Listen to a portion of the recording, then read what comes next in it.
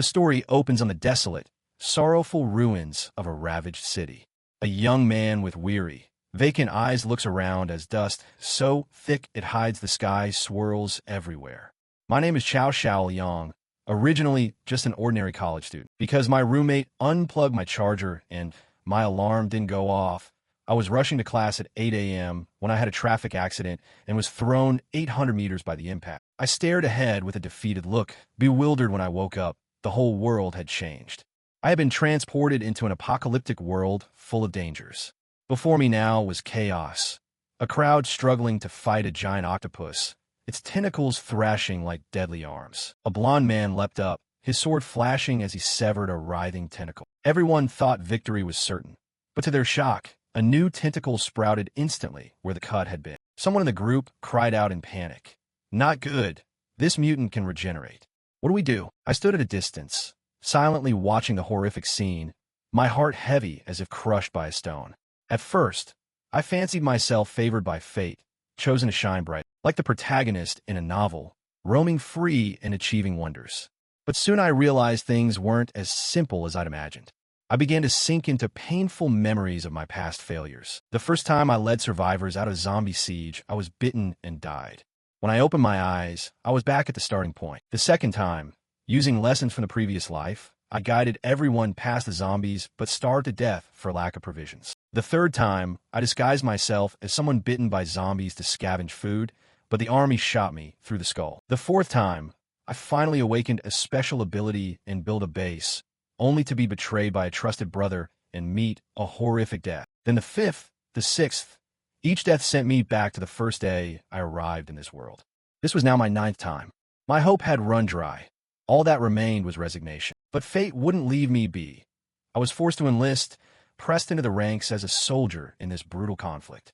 The situation was dire. The giant octopus's tentacles undulated like ghostly serpents, ready to snatch anyone's life. The group was wearing thin, unable to hold on. Those still able ran for their lives. But what about Xiaona and the supplies? The safe base was counting on every scrap of food to hold out. There was no time to hesitate. If we didn't run, everyone here would die. Xiaona was wrapped tight by a massive tentacle and couldn't break free. She could only scream, "Save me, don't leave me here." The octopus lifted her up, preparing to swallow her whole. Xiaona let out a piercing, hopeless scream. I stood below watching it all, feeling indifferent. Once the jar is broken, one more crack doesn't matter. I thought to myself, if I can't escape this cursed world, at least this time, before I die, I want to do something worthwhile. I let out a long shout, and I lunged at the monstrous creature like a bolt of light. Those fleeing turned their heads, frozen in disbelief. What's that kid doing? Is he really going to risk his life? Has he lost his mind? He's walking straight into death. But I ignore their whispers. I hefted my sword, eyes burning with resolve, and sliced two tentacles cleanly in half. Xiaona was freed and crashed to the ground. Trembling, she said, "Thank you for saving me. You're so brave." I had no time to pay attention to her and replied coldly, "Go." Then I immediately sprinted off, leaving Xiaona sitting there bewildered. My target was the grocery store behind the giant monster. Bursting inside, I was stunned by the eerie quiet. The valuable goods were still intact on the shelves, like a treasure trove on the edge of life and death. Without hesitation, I cleared the place out. Hamburgers, potato chips, devouring them as if I'd forgotten the world. Then I found a bottle of soda and couldn't contain my joy. Finally, I can drink. I took a gulp of Coke. The refreshment felt like being reborn. Outside, the octopus raged over the loss of its prey, snarling, its eyes blazing red, fixing its gaze on the person standing inside the grocery store. I was lost in the bottle, unaware of the enormous dark shadow silently closing in. A massive tentacle swung behind me, ready to deliver a fatal blow. I sighed with carefree relief, smiling, with no more regrets. Just as expected, a second later my vision flooded with blood red, and then my eyes opened again. I was still lying in the grocery store, exactly as before I blacked out. I looked around, startled. Why is it still the same place? Haven't I returned to the starting point? I hurriedly groped over my body, wondering could it be I didn't die. Suddenly, a mechanical voice rang from nowhere. "No, you died and then came back to life." I jolted. "Who's speaking?" The system replied. "Congratulations, host, on activating the system. I am your unlinked system. Code 233. A sphere of light slowly appeared before my eyes. I stammered system, then lunged forward to embrace it, tears and snot streaming down my face. Why did you arrive only now? I've been waiting until the flowers withered. Do you know how horribly I died? I rubbed my face on the sphere while bawling. Give me a reasonable explanation, or I'll file a complaint against you. The system couldn't stand it, and it shot up into the air. It answered, Host, please calm down. The reason I'm late is because, a small accident occurred. I pressed. What happened? The system dodged, glanced away, and said, You might not believe this, but the roommate system stole my charger, so the alarm couldn't go off. The corner of my mouth twitched. I rubbed my head and replied, No, I believe you. Arguing was pointless now, so I changed the subject. Fine, better late than never. Hacked gear, golden fingers, did you bring everything? The system crisply. Of course. It presented a roll of paper bearing a map and lines of text. It said, But per procedure, let me read the mission to you. You are currently in an apocalyptic world. Your mission is to save this world and restore its peace. Complete the mission, and you will be resurrected in the real world. Fail, and you will be erased completely. After explaining, it rolled the paper up. You have a total of 10 chances. 9 have been wasted. This is the last time. I couldn't help shouting. Those were my wasted chances. The system chuckled awkwardly. Don't focus on those details. Precisely because time is short, we must make the most of every precious moment. No sooner had the system finished than the surrounding space warped and twisted as if manipulated by an invisible hand, forming a shimmering teleportation gate. Brave young man, prepare to accept your first mission. In an instant, I appeared on a ruined street, houses shattered and barren as if after an apocalyptic storm. The system's mechanical voice rang again. Today's first mission, sell snacks to earn 50 crystals. You'll receive accumulation points to exchange for attributes, spatial area, and many other attractive rewards. Seeing this scene, I ground my teeth in fury. I sprang up, shouting, Who is this home's savior who has to go hawking goods? My shout echoed, attracting the attention of zombies loitering nearby. They all turned, their cloudy eyes fixed on me. One of them was even gnawing on something that looked like the remnants of a gruesome meal. Panicked at the zombies about to lunge, I stammered, Also, is this location so they can treat me like a snack? My shout ripped through the sky, but I had no mind for vending now, only to run like hell, desperate to save my life. I ran like a madman, trying to escape the horde. The system asked bewildered, Host, why are you running? I yelled back, Do you want me to wait to get bitten? But as soon as the words left my mouth, I suddenly froze, as if recalling something important. My eyes lit up, and I said excitedly, Right, I have a system now. What do I have to fear from these losers? I straightened up, put my hands on my hips, and called out, Number 2. The system immediately snapped back, annoyed. Please call me number 2333. I flashed a dangerous, self-satisfied smile and clenched my fist. All right, number 2, what's my superpower? The agility of a cheetah, the speed of an eagle, the strength of a bear. Show them all. A status panel suddenly appeared before my eyes reading. Name, Chao Xiao Liang. Strength, unranked. Speed, unranked. Perception, unranked. Intelligence, 2. Storage space, sealed, stall area, 2 square meters. A long list of stats, all displayed the words unranked. Chao Xiao Liang muttered, Unranked, what does that mean? The system replied nonchalantly, It means the values are too low to qualify for minimum points. Your body attributes are at base level. To improve them, you need to earn accumulation points to exchange. I frowned. So, in short, the only thing usable on my body is my brain? Before I could think further, a zombie suddenly lunged. I screamed in panic and kept running for my life. While running, I shouted at the system, You fraud, didn't you say there's support software? The system flew behind me, frowning. The support software has been provided to you. There used to be a stall in front of you, but you didn't cherish it. You only regretted it after it was gone. Chao Xiao Liang froze. Are you talking about that torn piece of cloth? The system snapped irritably. What torn cloth? That's your upgrade item. Hearing that, I turned on a dime and raced back. Why didn't you say so sooner? I bent down and snatched up a rusty iron bar lying by the road, ready to confront the charging zombies head-on. Without hesitation, Chao Xiao Liang swung the iron bar and smashed it down on the nearest zombie's head. The closer I got to the cloth, the harder I struck. Suddenly, a zombie lunged, aiming straight for my thigh. I was knocked flat, tumbled over a few times, and finally stopped right on top of the cloth. The zombies didn't miss the chance, and charged at once. Facing the grim scene, Chao Xiao Liang let out a bitter laugh. Who knew he'd die so fast? In terms of speed, It was a record breaker. His hands trembled as he clenched them, voice full of sorrow. Even the sight of snacks no longer made him hungry. This time it really might be the end. But just as he braced for the pain of the bite, a brilliant light suddenly flared. The zombies that touched the light froze immediately and stopped attacking. To his astonishment, they then one by one backed away, as if he had become invisible to them. Chow Xiao Liang shouted in amazement. What's going on? Are those zombies blind now? The system sighed, helpless at his slow understanding. I told you it's golden finger. How could it be just a piece of cloth? He excitedly picked up the cloth and examined it, realizing it had protected him. He couldn't help it and hugged it tight. My treasure really is like a clockwork and iron armor. Suddenly, he remembered something and turned to ask the system, right? Does this function only work on zombies? What about other mutated creatures? The system replied, this item can block all forms of attack. As long as you stay within the stall's area, nothing outside can harm you. Chow Xiao Liang widened his eyes, joyfully leaped up, humming in his head and spinning around dancing. I closed my eyes, one stall in hand. I'm unbeatable. The system immediately cut through his daydream. Don't celebrate too soon. The stall's blocking function can only be used 3 times per day, and if you don't finish the mission within the allotted time, the function will expire. There's half an hour left before sunset. It continued. After dark, the zombies will become more active. Please hurry, host. Chow Xiao Liang sighed. This place was just cleared out by zombies. There's no one left. Who do you want to open shop for? Suddenly a voice carried from afar. We're really lucky today. We looted so much. 3 men, who looked like they were from the same group, strolled over. The leader said, didn't expect to find extra haul. I'll surprise the boss when we get home.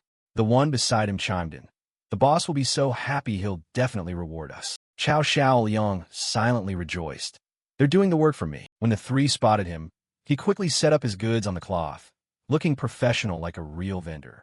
The 3 asked curiously, what's that? They glanced around the stall. Isn't that fruit candy? How does a place like this have that? He beamed and replied, the little shop doesn't just have fruit candy. There's potato chips, shrimp crackers, soda. What do you guys want? The 3 shouted like they found treasure. It's potato chips. And beef jerky too. I haven't had soda in 3 years. I almost forgot what it tastes like. Chow Xiao Liang continued. Little brother's first day selling. If fate brought you to me, you don't need 998, you don't need 98, just 50 crystals, and all the snacks go home with you. How about it? A great deal, right? The 3 suddenly went silent, glancing at each other, then bursting into laughter.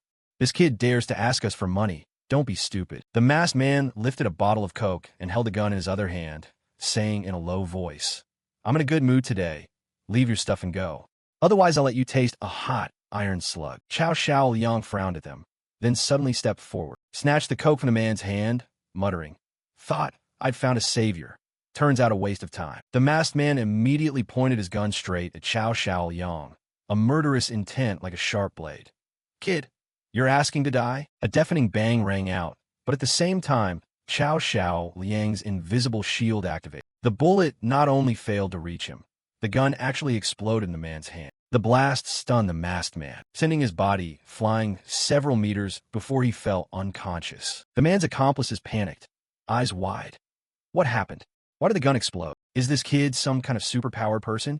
The other shook his head, voice trembling. Impossible. I've never heard of such a strange power. Chow Xiao Liang paid no mind to their chatter. He joyfully bent down, pressed his face to the cloth, and kept sighing, so impressive. My treasure. It even reflects bullets back. The other 2 glanced at his naive look and couldn't help whispering. He looks like an idiot. One of them spoke up, suspicious. Come on, who exactly are you? What trick are you trying to pull? Chow Xiao Liang dragged out his voice and replied, Idiot, there are countless people with powers in this world, but only one is chosen. He rubbed his hands and gave a sly smile. So now, just pay 50 core crystals to take home a pile of snacks, plus a free photo and autograph. Not worth considering. Feeling insulted, the 2 roared in anger. Chosen one? Are we 3-year-olds? It's just a faulty gun. I'll shoot you dead. Seeing their stubbornness, Chow Xiao Liang sighed resignedly. Really? You won't listen to anyone. Bring misery on yourselves. One of them threw a blazing punch at him, but as expected, the blow was stopped by the invisible shield. The recoil from the punch made the man clutch his hand and wail miserably, ow, my hand. Witnessing his 2 comrades' plight, the remaining blonde guy hesitated, his feet frozen as if nailed to the ground. Seeing him falter, the other 2 shouted, What are you standing there for? Kill him. Chow Xiao Liang said nothing. just silently glared at the blond man. His eyes were as cold as a blade, making the man tremble with fear. He raised his hand. Sparks of blue electricity crackled across his palm as he let out a loud shout. The blonde jerked back, stepping away in surprise, then turned and fled like smoke. "This kid's a monster. I don't want to die." The two accomplices were shocked by his cowardice and yelled angrily, "Don't leave us, you spineless rat." Without another word, they ran full speed to save their own lives. Chow Xiaoliang called after them, "Don't run. I'm asking if there are any people around." Suddenly, he noticed something strange. A burlap sack tossed carelessly on the ground, clearly belonging to those three. Curiously, he looked. "What's this?" The mouth of the sack suddenly moved, and he startled, exclaiming, "It's moving." Unable to contain his curiosity, he poked the sack a few times. "Is there an animal inside?" After saying that, he carefully untied the binding. A living creature immediately leapt out of the sack. He followed its movement and was stunned to realize it was a woman. She had shimmering silver hair, like a waterfall sparkling under a golden-orange sunset. Her curves were alluring, slim waist, full chest, exuding an enchanting beauty. She turned her head, and her gaze met his. Chow Xiaoliang stood dumbfounded and blurted, "So beautiful." But instantly the silver-haired woman glared, her pupils flashing with madness. She lunged at him like an arrow from a bow. Chow Xiaoliang panicked and turned to run. This is not the time to ogle a pretty woman, he shouted hoarsely, clearly a zombie. Her hand slammed down where he'd been standing, unleashing a terrifying force that shook the ground. He nimbly twisted his body and barely dodged out of the way. He looked up in panic at the creature and blurted out, "What the? Since when do zombies move this fast?" In his panic, his hand accidentally brushed a black object on the ground. Without thinking, he hurled it forcefully toward her. The silver-haired woman raised her hand to catch it, and the tense chase continued. Thanks to his previous experience, Chow Xiaoliang ran straight for his stall, quickly grabbed the precious cloth. He hurriedly packed up the goods, muttering as he worked, "Damn it, I used up all 3 charges. If I'd known, I would have saved some. If I'm caught now, I'm done for." He was about to keep running, but when he looked up, he was startled to see the silver-haired woman flash over his head, gently landing right in front of him. He fell backward in terror, sending snacks scattering across the ground. The silver-haired woman glared, her hand gathering energy as she prepared to deliver a finishing blow. Facing a power he couldn't resist, Chow Xiaoliang could only scream in despair, "Don't come any closer." Despite his fear, he kept scooping up the fallen snack boxes and flinging them at her. This only failed to drive her off, and instead made her even angry. He didn't give up. He grabbed another bag of snacks, threw it blindly forward without looking, then shut his eyes and awaited his fate. But after a moment, nothing happened. He timidly cracked his eyes open and was amazed to see the silver-haired woman happily chewing on dried squid. She swallowed with a gulp, her expression satisfied, as if she'd just tasted something exquisite. Chow Xiaoliang was stunned. This zombie likes dried squid? After finishing, she crawled toward him, her eyes gleaming and saliva dripping from the corner of her mouth, looking like she wanted more. He frantically groped around on the ground, screaming inside, "I'm doomed. There's no dried squid left. What do I do now?" His mind racing, he murmured, "I wonder if she'll eat other things too?" He hurriedly grabbed a bag of crackers, tore it open, and tossed a piece forward. She immediately opened her mouth and snatched it, chewing and swallowing with obvious satisfaction. He exhaled in relief, dropping more crackers as he backed away slowly, until he bumped into a deep crevice. Below the fissure, a strange red light glowed from a flow of molten lava. Without hesitation, he threw the bag of crackers down into the crevice. The silver-haired woman instantly lunged after it without a second thought. Standing above, Chow Xiaoliang wiped the sweat pouring from his brow and breathed a sigh of relief. Saved. After she finishes the snacks, she can't eat me anymore. Just as he was about to leave, he suddenly noticed something glowing on the ground. He picked it up and examined it closely, realizing it was a high-grade dagger with a golden gear emblem engraved on the palm. He immediately recognized it as the insignia of the Jinglei Legion, the most notorious looting faction in the post-apocalyptic world. He recalled their boss was an evolver with terrifying power, and the underlings were reckless bullies who ganged up on the weak and treated the militia with blatant contempt. Thinking that, Chow Xiaoliang broke out in a cold sweat. Were those 3 his men? No wonder they carried so many magazines. He stashed the dagger, bent down, and picked up the sack that had held the silver-haired woman. The bag wasn't bad, sturdy enough to keep. He might as well keep it for later. While picking it up, he accidentally opened the mouth of the sack and found another small pouch inside. Curious, he murmured, "What's this?" He opened it and was stunned to see it filled with glittering core crystals. Like a sleeper finding a treasure, he cried out in excitement. "These are core crystals. So many, 50 of them." He clutched the pouch like a treasure, unexpectedly overjoyed that he'd completed the task so fast. But the system suddenly appeared and doused him with cold water. "These core crystals were picked up by you, not obtained through sales, so they won't count toward the stall's income." Chow Xiao Liang immediately objected. "Why wouldn't they count? Tell me, did that female zombie just eat dried squid and jerky? Didn't these crystals come from her?" The system, encountering this situation for the first time, faltered and didn't know how to respond. Even knowing she was a zombie, Chow Xiao Liang didn't bother and kept arguing. "You never said customers had to be human. With such narrow thinking, how can you grow and achieve anything big?" When the system fell silent, he flopped to the ground and pretended to sob. "Besides, it's night now. I can't find anyone else. If you renege on your promise and kill me, fine then." The system, out of options, muttered a curse under its breath. "Damn it, it's bugged." Then it announced in a loud voice, "Congratulations, host. Mission complete. Reward points granted. Space unlocked and the stall upgrade." Before him appeared a splendid cart, grand far beyond the torn cloth he started with. All the tools and utensils on the cart were clean and neatly arranged. Chow Xiao Liang stared and stood there dazed for a long moment. When he came to his senses, he opened the notice panel to check. This was the legendary storage space, but inside were only 4 items: rice, meat, and vegetables. He turned to the system and asked, "Is that all? I've seen other people's spaces with all kinds of medicine, weapons, even planes and artillery." The system sneered, "We're a stall system, not an armory. You're barely out of the new village and you're asking for a bicycle?" Chow Xiao Liang muttered, "I'm stuck." Then he asked, "What can these reward points be exchanged for?" The system replied, "Catalog of goods and their values. However, with your current points, your space privileges are minimal, so only a few items are available." The screen displayed, "Current points 21, toothbrush 300 points, bowls and plates 450 points, soap 200 points, scissors 250 points. Chow Xiao Liang ruffled his hair and sighed. "Pretty meager, huh?" he said sadly. "Although the stall can block attacks, it only has 3 uses per day, and I can't hide in it 24/7. Right now the priority is improving my ability to defend myself." Without hesitation, he told the system, "Convert everything into stamina points." The system cheerfully accepted. Order received. Host, stamina increased by 1, conversion complete. Man and system looked at each other, waiting for the result. But nothing changed after a long wait. Chow Xiao Liang, disappointed, said, "Nothing changed at all." The system had no comment and only issued a new mission.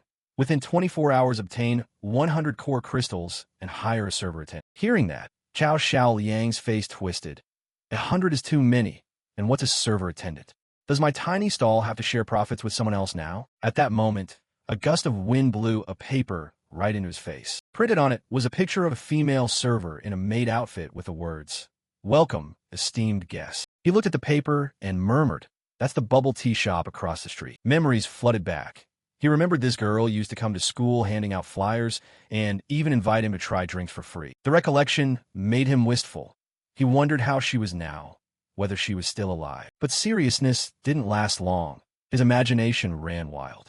He daydreamed of a beautiful blonde in a maid outfit calling him boss, and the image energized him. He cheerfully pushed his cart, shouting aloud, feeling instantly motivated. The scene shifted to the lava-filled crevice, and a dark shape suddenly sprang into the air. It was the silver-haired woman he'd tricked into jumping earlier. She glanced around, then slowly stood up, her face sad and thoughtful. After that, she ran off in one direction for reasons unknown. Dawn came.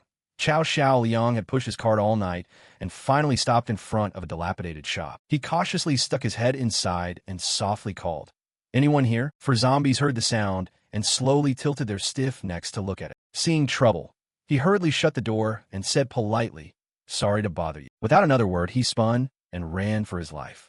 Weren't these the same zombies from yesterday? Why wouldn't they leave him alone? The system replied evenly, "They were here before you.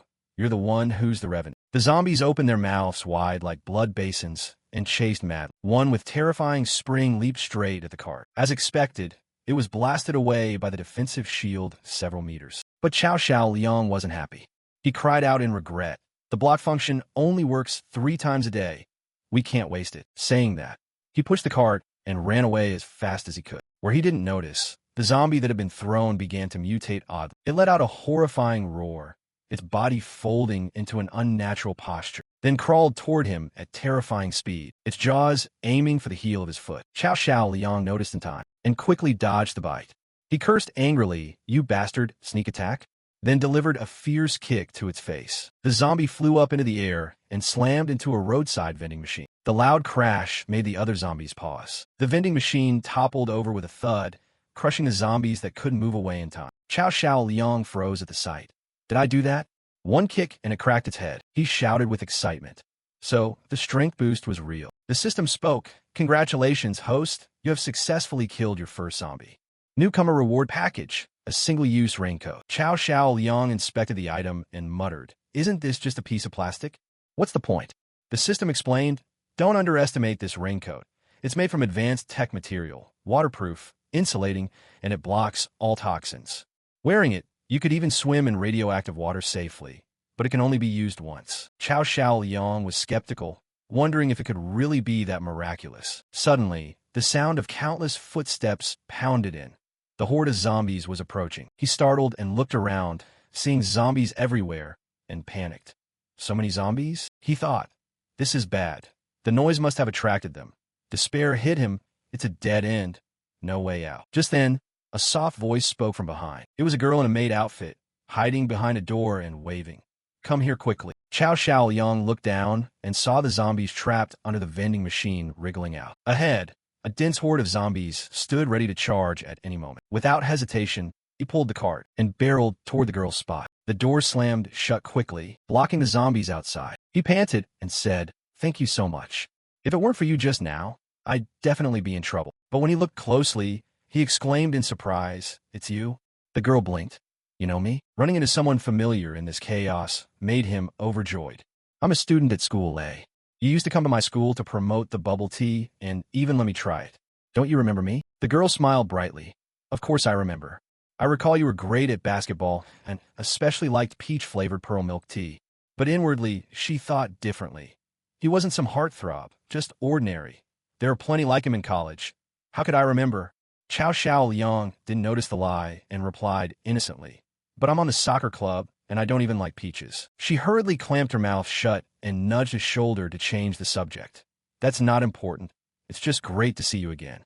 Xiao Liang immediately forgot the rest, feeling softened. After chatting for a bit, he remembered and asked, "Oh right, I still don't know your name." She answered, "I'm AI Qin." He introduced himself. "I'm Xiao Liang." AI Qin smiled sweetly and called out, "Liang on." The address moved him. He turned his back and wept uncontrollably. It was the first time in his life a girl had called him brother, and from such a beautiful girl. He was ecstatic. AI Qin was left speechless, thinking, why is he crying? Suddenly a noise rang out. Xiao Liang turned alert and shouted, "Who's there?" He stepped forward to pick up Ken rolling on the ground, thinking to himself. Another sound came from the closed door beside him, startling him. Xiao Liang cautiously approached the mysterious door and was about to touch the doorknob, when AI Qin's terrified voice cried from behind, "There's a rat." She dove into his arms as if to stop him from opening the door, cooing, "Liang on, I saw it. It's a rat." Xiao Liang let her pull him aside and asked, "Where's the rat?" She brushed it off, trying to mislead him. "It ran over there, I was so scared." In a shadowed corner he couldn't see, a head quietly poked out from behind the door, eyes flashing with danger. AI Qin gave a cry and fell back, pretending to faint. Xiao Liang panicked and caught her, asking worriedly, "AI Qin, are you okay?" She weakly replied, "Liang on, I'm so hungry. I've been trapped here 5 days with nothing to eat." He snapped his fingers and smiled. "So you're hungry? Easy fix." He ran back to the cart and said, "Wait a bit. I'll make you something to eat." He sat down and rummaged through the goods in the cart, muttering happily, "What should I make? How about instant noodles? Baozi, chicken wings, or even a cocoa be good?" Nai Qin coolly observed his naive demeanor and thought to herself, "Food." She stood up to inspect the cart, seeing eggs, oil, and other items rare in this chaotic time, and was secretly amazed. Where did this guy find so much food? A dangerous smile spread across her face. Unexpectedly, a fat sheep. This time the haul will be big. Nai Qin reached for an egg, but as soon as she picked it up, the egg vanished. She tried several times with the same result. It was a system rule. Ingredients on the snack cart can't be stolen and automatically returned to their place without the shop owner's permission. Unaware of this, Nai-Chin began to doubt. What's going on? Am I hallucinating? But she didn't dwell on it and decided on a different approach. Never mind, deal with this guy first. Everything in this cart will be mine. She reached behind her back to pull out the hidden knife, but couldn't find it no matter how she felt. She panicked. Where did it go? Chow Xiao Liang suddenly spoke up. Are you looking for this? Nai-Chin froze when she saw her knife in his hand. That's mine. How is it in your hand? He recalled that when she pretended to faint, he had quickly taken the knife from behind her. He grinned slyly. I'm cooking, of course I need a knife. This little shop just opened and doesn't have proper tools. I'm borrowing it briefly. Hope you don't mind. Nai-Chin forced a smile. Of course not, but inwardly worried. How does he know I had a weapon? Could he always be on guard against me? Seeing the situation turn unfavorable, she hurried to explain. Liang, don't get me wrong. You know how hard it is for a girl to survive in the apocalypse. This knife is for my self-defense. Chow Xiao Liang replied casually. How could I misunderstand? You know I believe you. Nai-Chin timidly asked. So when you're done using it, can you give a knife back to me? He nodded, of course. He handed the knife toward her, adding, but this blade is very sharp. I advise you not to use it unless necessary.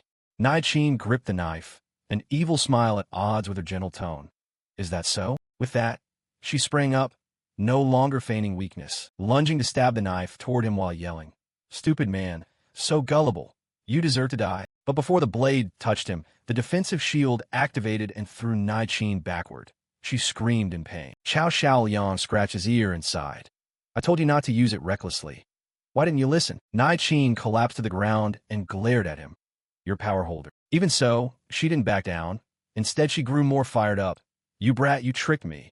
I have to fight you. She leaped up, kicking up a cloud of dust, sparks flashing at her feet. Chow Xiao Liang remained unflinching, calmly pulling out a defensive spray and firing it at Nai-Chin. Caught off guard, she was hit and squeezed her eyes shut, crying out. It burns. Nai-Chin writhed on the ground, clutching her swollen eyes and sobbing. My eyes. Chow Xiao Liang laughed with satisfaction, holding up a jar of mustard.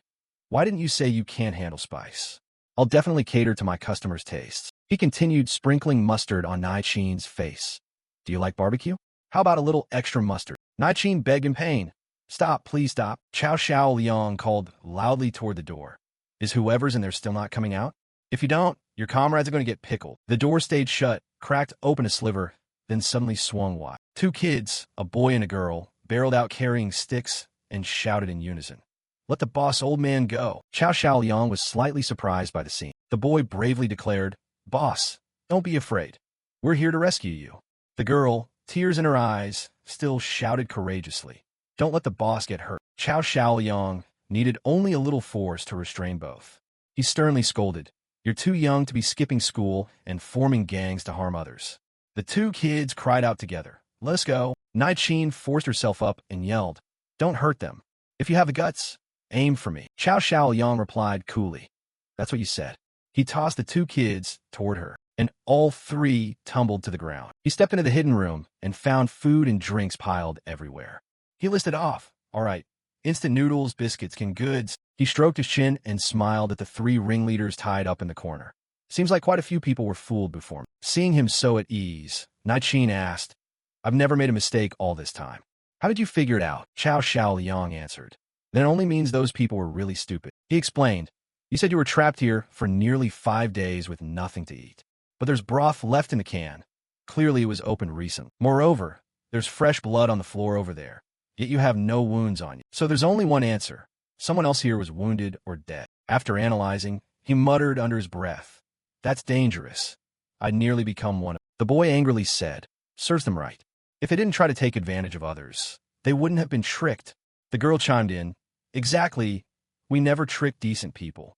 Those who were fooled are bad people like you. Chow Xiao Liang, labeled the bad guy, was stunned and thought, How am I the bad guy? Nai-Chin spoke up. In this chaotic world, everyone just wants to survive. They can't blame me. Chow Xiao Liang nodded. Yeah, that's reasonable. But then he changed his tone and put on a fierce smile. So now that you're in my hands, whatever I do you can't blame me. Nai-Chin went pale. What do you intend to do? Chow Xiao Liang stared at the three and grinned. I haven't had fresh meat in a long time. Looks like there's a treat today. The two kids panicked and screamed. He eats people. No, I don't want to be eaten. Despite his ferocious act, Xiao Liang felt delighted inside. These brats dared to judge his looks? Scared straight yet? Nai stepped in front of the kids and begged. If you want to eat, eat me. They're still children. Please release them. The girl cried, Don't eat the boss. The boy, trying to be tough, said, adult meat isn't tasty. I'm a kid. My meat's tender. Eat me instead. Xiao Liang had only meant to intimidate, but things turned out this way. He thought, why is this happening? These three kids are so close. It's making me look like the villain. Suddenly, the girl let out a rough, severe cough, and the boy called out worriedly. Sister, Nai said anxiously. Xiao Ling is injured. If she's tied up, she won't be able to breathe. Xiao Liang prided himself on being clear-headed and not easily fooled, thinking, they plan to trick me into loosening the ropes and then stab me. Right? Xiao Ling kept coughing dryly, seeing that made him waver slightly, but he remained firm. The girl's acting was even better than the adults. The boy continued shouting, we're not lying to you. Mr. Tseng is really begging. If not, she'll die. Seeing them grow more frantic, he didn't hurry to untie them and whispered, System, run a scan. The system emitted a beam of light around the girl to check her, then announced, this girl has a severe internal infection. It's pus-filled and septic. Without timely treatment, she has only 3 days left to live. While they were talking, Xiao Ling suddenly coughed up a mouthful of blood. Xiao Liang was startled, hurriedly used his knife to cut the bindings. The ropes snapped, and the girl fell forward. Tseng and the boy cried out together, Xiao Ling's sister. After removing her outer shirt, he discovered a spreading bloodstain on the gauze over her chest. Seeing that, Xiao Liang angrily scolded, this is a gunshot wound. Who could be cruel enough to do this to a child? Tseng replied angrily, the Jinglei Legion. She lowered her eyes and sadly recounted. The kid's mother was a regular in my bubble tea shop. When the chaos broke out, their family was buying bubble tea at the store. I'd watched a lot of apocalypse movies, so when I saw people biting and tearing each other on the street, I immediately closed the shop. Soon after, the news warned of a zombie virus outbreak and advised everyone to stay inside, so the customers stayed. At first, people banded together and encouraged each other to wait for rescue, but food slowly ran out and human nature showed. A man didn't hesitate to snatch a loaf of bread from the children's mother's hands. The mother helplessly said, who are you? Your share is already taken. This is ours. He sneered, they're little. Why split like adults? 1 portion for 3 people is enough. The mother tried to explain, my daughter is sick and can't go without food. Please give back to me. The man looked down at the girl and said coldly, she won't live 2 days like that. It's a waste to feed her, better to give it to others. The boy leapt up and bit the man's hand hard. That's my sister's. The man went mad, hoisted the boy up and shouted, you brat, dare to bite me? I'll throw you to your death. Saves food. The mother screamed in panic. Xiao Sun couldn't stand it and gently swept the man's legs. He fell unguarded and tumbled to the ground. Sun caught Xiao Lu and scolded. Food is limited. What right do you have to rob others? The man cursed in fury. You call this food? A tiny piece of bread. Who's that enough for? Do you want us to starve? Tong, at a loss for words, replied wryly, I don't owe you anything. If you want food, it's out there. Go find it yourself. She looked at him like a coward who preyed on orphans and women. The man snarled, bastard, how dare you talk to me like that? A middle-aged woman in the shop intervened. Miss, there are too many people here. This food really isn't enough. Could you share more? Another customer added. Right, when this chaos is over, we'll pay you back double. Sung explained, this is a bubble tea shop, not a supermarket. This is all the food we have, and it's already been taken out. A young woman pointed at the locked room and demanded, have you really taken everything? Then why is that room locked tight? What's inside? Sung replied calmly, that's where I changed my clothes. There's nothing in there. The other wouldn't let it go. I don't believe you. Unless you open the door for us to see. Sung frowned. Why should I? But she alone couldn't stand up to the hungry crowd. People began jeering, accusing her of being selfish and refusing to share food. Xiao Lu and Xiao Ling's mother stepped forward to intervene. Please don't do this. If it weren't for the kind shop owner taking us in, we probably wouldn't be alive now. But when hunger overrides reason, such pleas fall flat. Someone shouted, if she hadn't meddled, I'd have been home long ago. Another added, yeah, if we'd left sooner, we might have met rest. Sung smiled bitterly. Ungrateful lot. If you want to leave, go now. The aggressive man barked. Thinking she's all high and mighty, huh? The crowd surged forward to restrain Sung, shouting, ignore her, break the door down. The man didn't wait any longer and moved to smash the door. If I don't find food in there, wait and see what I do to her. After a few heavy rams, The door burst open, revealing nothing but women's dresses. The man stared in confusion. Clothes, really? He looked around and muttered, "This is a bubble tea shop? Why are there so many dresses?" A middle-aged woman spat venomously. "I've known for a while she's no virtuous woman." A young woman chimed in. "A good girl wouldn't dress like that. She's clearly trying to seduce someone." Sung shouted angrily, "Don't go too far." At that moment, a thunderous blast rang out from outside. An off-road vehicle smashed through the front entrance and barreled into the shop. A gear and lightning insignia was mounted on the hood, and a man stepped down laughing loudly. "Anyone here?" Everyone inside went on alert. "Who are you?" The man's fierce appearance made it obvious he meant to rob them. "Sure enough," he declared, "we are the Jinglei Legion. Hand over the food if you don't want to die." The man who had yelled at Sung now trembled. "Please, don't hurt me. I was just passing through." He pointed at Sung. "All the resources are with that woman. She's the owner here." Members of the Jinglei Legion grinned wickedly and one by one said, "Women? Not just one. Haven't seen anyone this beautiful in ages.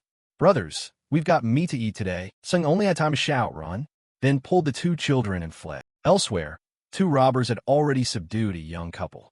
The man wailed, "I'll give your, please don't kill me. Spare me." The woman screamed in panic. "Don't, someone help me." A blond man chased close behind Song, reached out and grabbed her shoulder. "Kid, don't run. I'll make you feel so good you'll be on cloud nine." Sung twisted her wrist, and a dagger appeared. She swung the knife at him and snapped, "In your dreams." The blond man, taken by surprise, snarled, "Bastard, you're hiding a knife." He drew his gun and fired, died. The bullet was meant for Sung, but Xiao Ling suddenly leapt forward to shield her, and the round tore through the girl's shoulder. The scene horrified Sung, Xiao Lu, and the children's mother. They cried out in unison. Xiao Ling, the gang leader, barked, "Who said you could fire a gun? Don't you know that'll attract zombies?" He turned and fired a shot at the young woman who had confronted Sung in the shop. Done. Seeing the situation turn against them, the thug stopped caring about the women and just wanted to loot the supplies and leave. He ordered, "Take everything, leave nothing behind." Anyone who tried to run was met with a bullet. In the end, only Sung, Xiao Lu, and Xiao Ling were cornered against the wall with no escape. The children's mother suddenly lunged forward, clutching the man's waist to hold him back, shouting, "Run." Xiao Lu screamed in terror, "Mom." The thug angrily struck her head. "Damned woman, let go." But she didn't release him, not even a bit. "Don't worry about me. If you don't, everyone will die." The weak mother uttered her dying wish. "Sung, please take care of Xiao Lu and Xiao Ling." Sung swallowed her tears and held the stunned Xiao Lu, gritted her teeth, and jumped out the window to escape. When she saw the three of them flee the shop, the mother pulled the pin from the grenade at the man's thigh. The explosion turned the bubble tea shop to ashes. Back in the present, Sung sat dazed on the ground and said, "I promised Sisterly I'd protect them so they'd survive. I had to do it this way." She couldn't hold back her sobs. "I'm sorry, I'm useless." Xiao Ling regained consciousness, reached out to wipe her tears, and obediently said, "Boss, don't cry. Xiao Ling doesn't hurt." "If Xiao Ling dies, will she get to see Mom?" Sung hurriedly comforted her. "Xiao Ling, you won't die." Xiao Lu panicked. "You don't have Mom anymore, little sister. Please don't leave me." The system, hearing the story, burst into tears. "They're so pitiable." Chao Xiaoliang glanced at it. "Pitiable now, but earlier they showed no mercy when they tried to kill me." He thought to himself that in this chaotic world, taking two children along wasn't just a burden, but invited countless problems and sharply increased the risk of death. The fact she persisted in protecting them so far meant she had some conscience. He turned to ask the system, "Xiao Air, don't you have medicine in your space? Is there anything that can cure this child?" The system replied, "There is, but you must unlock a higher level space to use it. Your privileges aren't enough." He scoffed. "You were just crying about how pitiable they are. Now you refuse to save them. You're a system. Can't you be more flexible?" The system, seeing through his intent, replied indifferently, "You're trying to trick me into upgrading your privileges, aren't you?" Chao Xiaoliang's face darkened as he thought. So easily exposed, this system is pretty sharp. Although the system couldn't open the privileges for him, it offered another solution. Not very flexible, but the only way. Second function of the snack counter. Food personally prepared by the shop owner has healing effects. Chao Xiaoliang brightened. "Why didn't you say so earlier? How many more secrets does this precious thing hide?" The system replied calmly. "Effectiveness depends on level. The higher the level, the stronger the effect. At your current level, you can only rely on luck." Chao Xiaoliang rolled up his sleeves. Well, we have to try. He looked at the eggs, flour, and oil on the table and pondered. With only those ingredients, what could he make? An idea flashed, and he exclaimed, "Got it." He cracked the eggs and kneaded the dough, seasoned it, and poured it into the pan. The aroma wafting out made Tseng's group curious.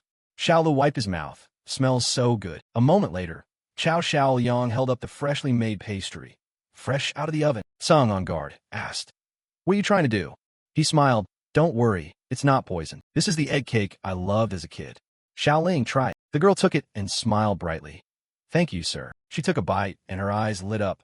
So fragrant, so sweet, delicious. Suddenly, Xiaoling sprang to her feet. Tseng panicked. "Xiaoling, you still shouldn't be able to stand yet." The girl blinked. "I don't seem to be in pain anymore." Tseng hurriedly checked. No more fever. The wound was healing. Xiao Lu jumped for joy. "My sister's not dying anymore." "That's amazing." Tseng looked at the cake suspiciously. "What did you put in this?" "No medicine reduces a fever that fast." "Is it some special ability of yours?" Chow Xiaoyang replied. "I can't reveal that." But Xiaoling has only just begun to improve. To fully recover, she'd have to eat the egg cakes I make over time. He grinned mischievously. "This one's on the house. Next time you'll have to pay." Tseng pointed at the pile of supplies on the floor. "No problem. Just heal Xiaoling and you can have every—" Chow Xiaoyang shook his head. "I have enough food. I don't need it. I need you." Xiao Lu shouted. "Bastard. So you had no good intentions toward the boss after all." Xiaoling also barked. "I'm healed. Don't hurt the boss." Chow Xiaoyang clutched his head. "What are these two thinking? I want her to work for me, as a snack counter employee. Full benefits. I'll cover room and board." Sun conferred with the two kids. Xiaolu said, "This person seems very strong." Sung added, "And according to him, meals are free." Xiaoling nodded repeatedly. After a moment, the three agreed. "Okay, but you must bring Xiao Lu and Xiaoling along." Chow Xiaoyang felt a flicker of regret. "Why do I feel like I just made the wrong decision?" Sung produced a contract listing full benefits. Work 9 a.m. to 5 p.m., 5 types of insurance, pension fund, 2 shifts, holidays, overtime pay, attendance bonus, 13th month salary. Chow Xiaoyang shouted, "Just say paid leave already." Sung even demanded special protections for child workers. Suddenly, a loud noise rang out at the door. An axe smashed the glass, and 4 burly men strode in. The biggest one stared at Xiaoling's egg cake. "I told you my nose is sharp." Xiao Lu stepped in front of his sister. "That's my sister's cake." Chow Xiaoyang stepped forward, rubbed his hands, and smiled. "What would you like to eat? I'll make something new for you." They immediately perked up. Boss Lei Hong asked the price. "Here is the menu. Please take a look." Hearing 10 essence cores per piece, he flinched but still nodded. Apocalypse prices, fair enough. "Give me 10, Big Zhang threatened. "If it's not good, I'll smash both you and your truck." Chow Xiaoyang sneered. "Whether it's good isn't for me to decide." "You mean we're going to eat and not pay?" Sung immediately wrapped her arms around Lei Hong's hand and cooed, soothing his anger. His men laughed and teased their boss. While they waited for the cakes, everyone moved inside. Sung winked at Chow Xiaoyang. He admired her inwardly. Hiring her was definitely the right decision. He began to get to work. Lei Hong's underlings in the back were drooling all over the place. The egg cakes came out of the oven. The whole group ate and immediately cheered at how good they were. The entire group exclaimed, "So delicious." Lei Hong tossed him a large bag of essence cores. He asked for more dishes. He listed off a whole bunch of items. Lei Hong decreed, "Enough talk. 10 portions of each dish." Chow Xiaoyang had to admit he only had flour, noodles, and eggs. Lei Hong thumped his chest. "I can get any ingredient." Tsing whispered to him. "They're like post-apocalypse traders. Partner with them. You won't have to risk scavenging for ingredients anymore." The two sides began to discuss business. Suddenly a guy ran in and reported, "Boss, bad news. The Ahu group has been wounded." A moment later, the Ahu group dragged themselves in, battered as if they had been beaten half to death. Chow Xiaoyang was startled. "It's them." A little while later, Ahu crawled in, battered as if barely alive. Lei Hong panicked. "Who did this to you?" Ahu sobbed. "Big brother, it was the little fox who got his tail beat off. It was that kid who set up the stall to sell goods. After eating, he even boasted he was some kind of chosen one." Lei Hong snapped angrily. "Nonsense. That's just fiction. There's no such thing as a chosen one in this world."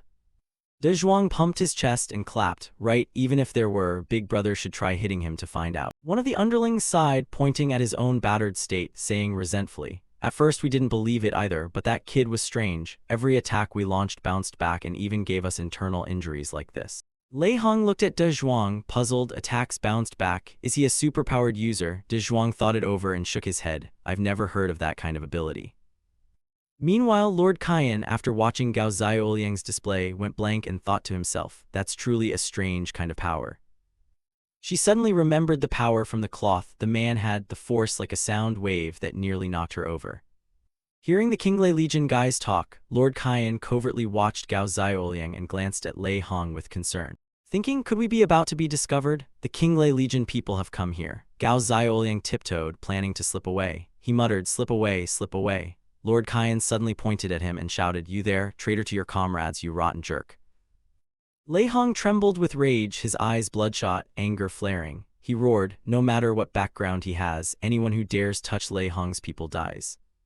Lord Kaiyan froze as if struck by lightning. Gao Xiaoliang stood frozen. Xiao Ling and Xiao Luo, tears brimming, said, we've heard that name before, it's Lei Hong. Lord Kaiyan stepped forward and asked bluntly, are you Lei Hong, the leader of the Qinglei Legion? The boss of the Qinglei Legion. De Zhuang answered on his behalf, that's right. The underling who'd been beaten looked smugly at her, so we're both famous, huh? Lei Hong blushed, seeing a pretty woman. He forgot his main job and laughed, trying to be gallant. Miss, if you run into trouble later, come find me. Before he could finish, Xiao Ling and Xiao Luo lunged forward, raising fists to hit him.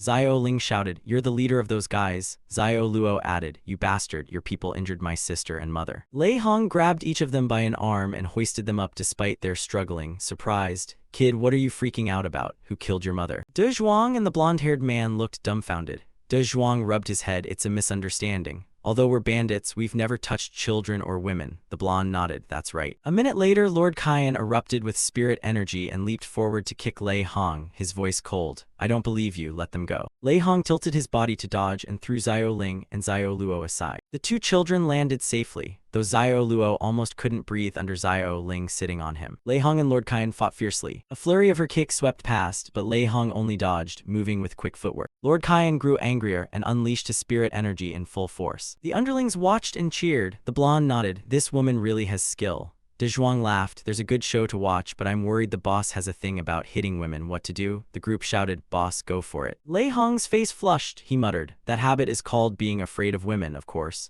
He only blocked Lord Kaiyan's kick, glaring at his underlings waiting for the spectacle with annoyance. You kids, seeing me stirring things up and not coming to help. The blue-haired girl said cheerfully, boss, that's a psychological thing, you need to get over it yourself. Lei Hong and Lord Kaiyan continued to chase, dodge, and expend their spirit energy. The noise of the fight attracted a mysterious creature above the hole in the roof. Its enormous tentacles covered the hole, and slime dripped down onto the floor. Gao Xiaoliang watched with glee. Enemies meeting, what a familiar scene. But he suddenly jolted, oh damn. He counted on his fingers, 1, 2, today he only has one chance left. Panicked, he rushed to the cart, intending to quietly push it back to the safe area. Ahu spotted him and shouted with a bully, it's him, he's the one chosen by heaven. Lei Hong turned to the underlings and pointed at him. He grabbed Lord Kaiyan's leg and flung her away without mercy. She fell and cried out in pain. De Zhuang stepped forward and gripped both of Lord Kaiyan's hands. She struggled, but he held tight and said wearily, behave yourself, today will be your end. Lei Hong blocked Gao Xiaoliang's path, twisted his arm until it cracked, and spat, you beat my men and stole my core. It's been a long time since anyone dared toy with me like this. You'll go straight back to your ancestors. Gao Xiaoliang played dumb, propping his chin and smiling. Big brother, this is just a misunderstanding. His confident smile made Ahu and the bully jump up. Big brother, don't listen to him. This kid's specialty is pretending to be a pig to eat the tiger. Because we underestimated him, we're in this mess. Xiao Ling and Xiao Luo ran over to fiercely rebut, the two kids yelling, Big brother is not a pig. Big brother is awesome. Xiao Ling added, that's right, compared to your boss, he's 100 times stronger. From a distance, Lord Kaiyan interjected, our boss is the real man, not like some people who are tough on the outside but weak inside, too afraid to hit a woman. Lei Hong heard both sides talking about him and felt his head steam, thinking, that's it, I'm ruined. Gao Xiaoliang, exasperated, tugged his ear and snapped, can you people stop talking already? Lei Hong erupted with demonic energy, clenched his fists, lunged forward and said sharply, let's see what you've got. A powerful aura spread as he slammed a punch into the floor. In an instant, the surface shattered and cracked. Gao Xiaoliang recoiled in fright and sank down. From the fissures, malevolent energy surged up with blazing flames that heated the whole area. True to his name, Lei Hong was surrounded by an oppressive fire and thunder pressure. In the black smoke, his towering silhouette obscured a corner. Each breath sounded like burning fire, causing the flames ahead to roar higher. No one dared approach, not even his underlings. After a while, when Lei Hong's rage cooled, the flames died down. Lord Kyan stood frozen, unable to move, mouth agape. Cement this hard shattered from a single punch. Xiao Ling and Xiao Luo huddled in fear, whispering, "It's terrifying, could he be a monster?" De Zhuang grinned smugly, "A superpowered user's strength is already monstrous, and our boss is the best of them." Ahu boasted, "Now do you know who you've picked to fight with?" Gao Xiaoliang quietly observed Lei Hong, astonished by that move. "Is this the power of a superpowered user? If you took that punch, even a glancing hit, your bones would shatter to pieces." Before he could regain his composure, Lei Hong lunged forward and threw a punch hard as steel. Gao Xiaoliang nimbly dodged in time. Lei Hong sneered, "Why are you stunned now? Weren't you so arrogant just a moment ago? If you've got any skill, show it. You're just a coward who only runs away." He angrily unleashed spirit energy, aiming to finish it with a single blow. "So who here is the real woman?" Lei Hong threw a series of punches at Gao Xiaoliang. He helplessly used both hands to block the fiery blows. The terrifying power made him tremble. Sonic waves reverberated with each strike. Gao Xiaoliang spat blood. Though he kept his life, his internal injuries were severe. Lei Hong watched in surprise. "This kid took many of my hits and didn't turn to mush. He's truly stronger than an ordinary person." That only hardened his resolve to take him down. He swung a few more punches, taunting, "You still have a long way to go before you can be my match." Xiao Ling and Xiao Luo cowered in a corner, terrified. Xiao Ling wailed, clutching her brother's shirt. "Big brother can't hold on much longer." Xiao Luo said sadly, "Then we won't get to eat the millet cakes anymore." Lord Kyan stood still, his face darkening, thinking, "If that old seller dies, everything on the cart will be ours." Gao Xiaoliang angrily dodged Lei Hong's iron fist. He hadn't intended to fight back, but his opponent's madness provoked him. He shouted, "You're the real trash." Lei Hong laughed loudly, unimpressed. "Chosen by heaven, of course, just another lunatic who read too many web novels." An iron punch slammed into Gao Xiaoliang, pinning him painfully against the wall. He grimaced and forced his eyes open to look at Lei Hong. The wound on his abdomen bled, soaking his shirt. The pain made him buckle. He raised a hand to cover the wound and slowly stood up, his clothes torn to reveal many injuries. Walking with difficulty, he thought, running isn't the answer. Facing his body directly, even if I power up, I can't inflict any real damage, there's no chance to win. Suddenly, he looked toward the vendor cart and felt a surge of relief. If I can just borrow that thing. The stronger the attack, the greater the reflected force will be. Gao Xiaoliang immediately dashed for the vendor cart, ignoring Lei Hong's surprise. He thought, "No fear, there's only one chance." Lei Hong smirked triumphantly, muttering, "Finally not running away, that actually looks like a man." Die. He launched a flurry of punches, but didn't expect Gao Xiaoliang had no intention of engaging in a fight. He suddenly bent and slid under Lei Hong's legs, shouting, "Gotcha." With a cocky flourish, he yanked Lei Hong's pants down to his ankles. Lei Hong froze, a strange chill at his lower half, his mind scrambled. WTF, Lei Hong's exposed. Lord Kyan stood rooted, eyes wide and unblinking. Xiao Ling and Xiao Luo were stunned, their legs trembling. Lei Hong's underlings, seeing their boss publicly humiliated, tried to stifle their laughter. Ahu and De Zhuang turned away, but the blonde and the blue-haired girl couldn't hold it and burst out laughing. So embarrassing, hilarious. Gao Xiaoliang shouted excitedly, "It worked." Lei Hong's eyes went bloodshot, murderous intent blazing. He growled, "Damn you, I'll definitely kill you." He charged toward Gao Xiaoliang. Xiao Luo seized the opportunity and spotted the dagger at De Zhuang's hip. Like driven by some demon, the kid rushed forward and struck hard at De Zhuang's groin. He screamed in pain and shoved Lord Kyan away. Quick as a flash, Xiao Luo snatched the dagger, rushed up to Lei Hong and shouted, "You evil leader, I want you to avenge my mother." Lord Kyan and Xiao Ling were stunned by the scene.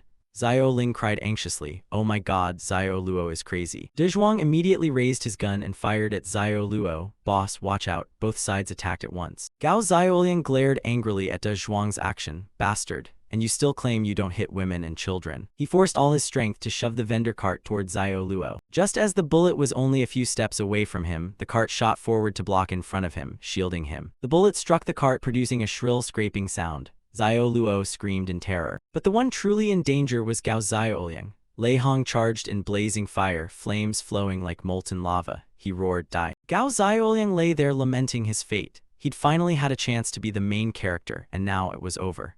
Thinking of Xiao Ling and Xiao Luo, he bitterly realized those prankster kids really were the worst. He closed his eyes to brace for the blow, but as the fiery punch neared his face, it suddenly stopped. A loud explosion rang out as the whole house blew apart. Out of the black smoke stepped Bai Pippi. She strode forward, her cold, murderous gaze sweeping over everyone, then lunged straight at Ahu and De Zhuang without a word. Her first target was Lei Hong. Bai Pippi launched a kick at him. Lei Hong looked half surprised and half terrified at the pair of pale legs crossed up against his face. Her eyes radiated death, a warning to him about attacking Gao Xiaoliang. Lei Hong looked down at the heaving breasts and muttered, "We're screwed, guys." His mind spun, both embarrassed and furious, his face flushing. On the other side, Gao Xiaoliang recognized her and exclaimed in surprise, "By Pippi." She used spirit technique and kicked Lei Hong flying. Her divine aura swept like a crimson flood, making him cry out in pain. A single strike from Bai Pippi sent Lei Hong into the wall, blowing the room apart. Black smoke billowed up and a massive blast shook the earth. Bai Pippi stood there proudly, her gaze fixed on Lei Hong's flames. His underlings sensed the tide had turned. The blue-haired girl blurted to her team, "Where did this person come from?" The man beside her was stunned. The boss was knocked out. How is this possible? The blonde recognized Bai Pippi and pointed at her, telling his companions, "Isn't this the woman we captured? She's a Jiangshi." They immediately formed a combat formation. The two cannons were quickly loaded and aimed at Bai Pippi.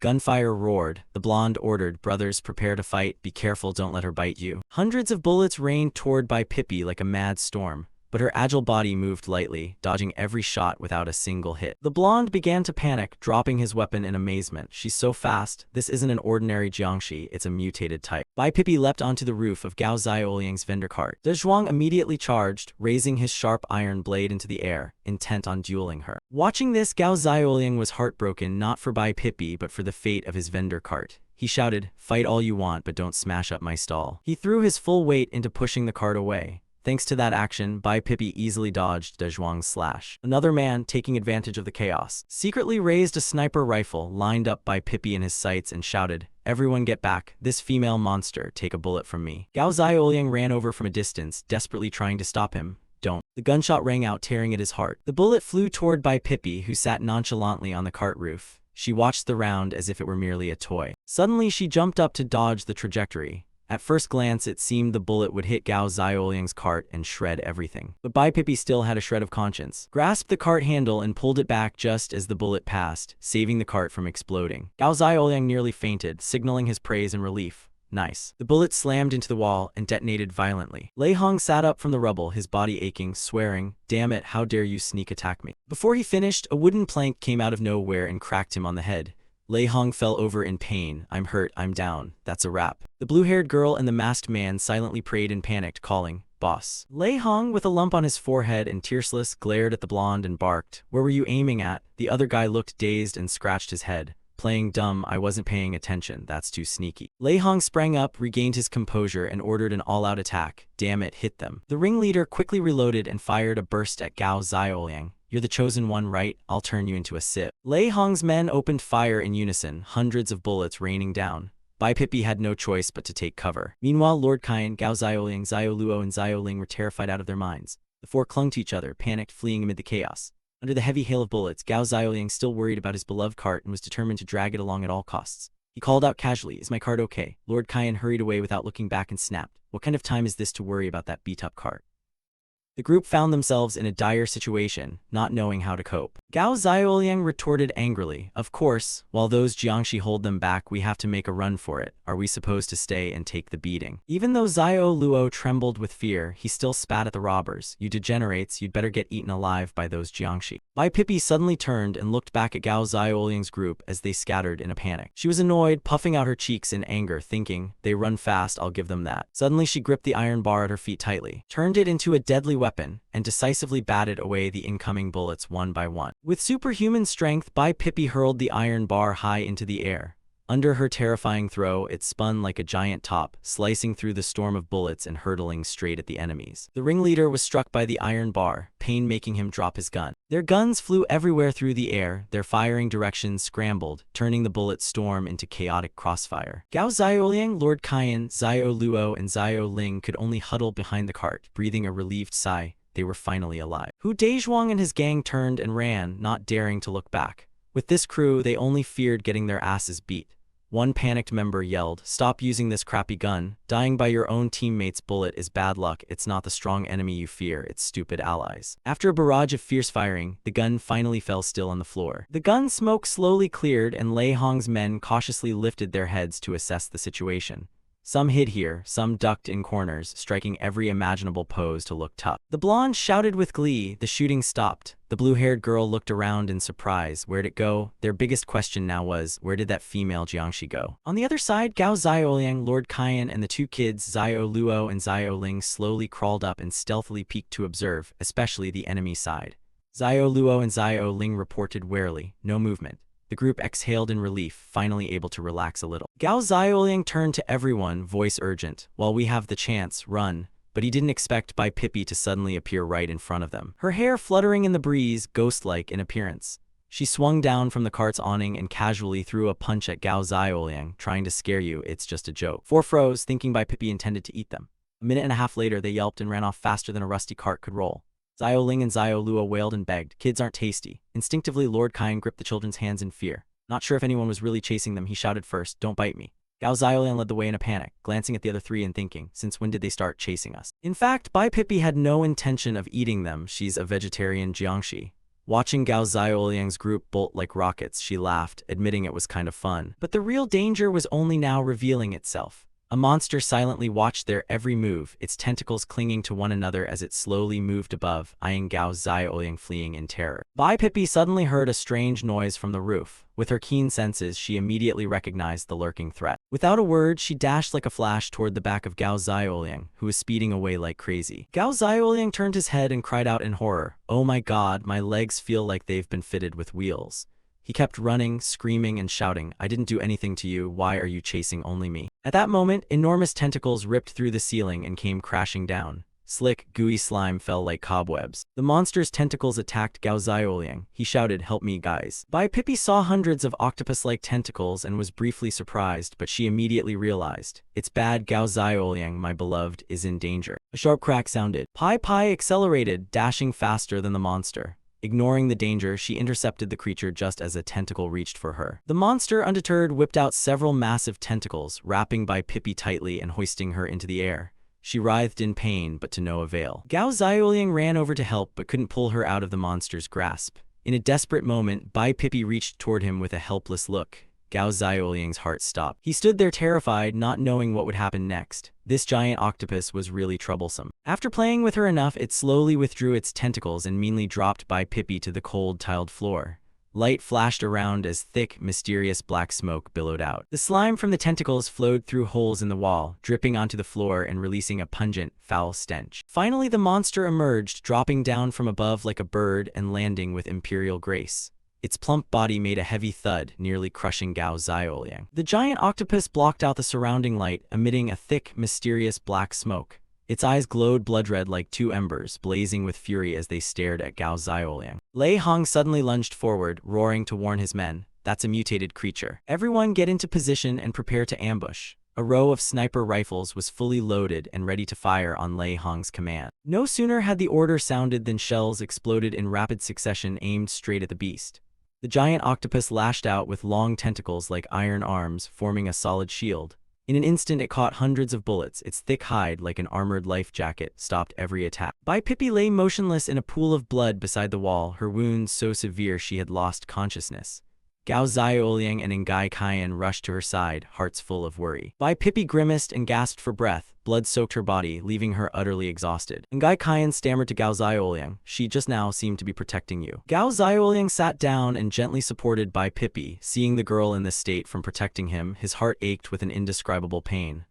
Why? Though weak, Bai Pippi recognized Gao Xiaoliang's voice. She forced her eyes open, her bloodied hands trembled as she clutched something and held it out to him. On her small, blood-stained palm, she presented a candy wrapper that had long since been crumpled. Gao Xiaoliang immediately recognized the familiar wrapper, and fell into thought as memories flooded back, the first moment he met Bai Pippi when he had tossed that candy to her. Taking the wrapper from her hand, Gao Xiaoliang asked, moved, "Did you come here to give me this?" Bai Pippi weakly nodded, uttering a few faint sounds. Exhausted, she couldn't speak further, her eyes slowly closed from fatigue. Xiao Luo stood nearby, eyes wide in surprise. She understood what we're saying. Gao Xiaoliang immediately contacted the system, voice urgent. "What's going on, She's a Jiangshi, how can her behavior be so human?" The system quickly analyzed data from Bai Pippi's body. A stream of spiritual energy ran through her. The system transmitted continuous signals and then replied to Gao Xiaoliang in surprise.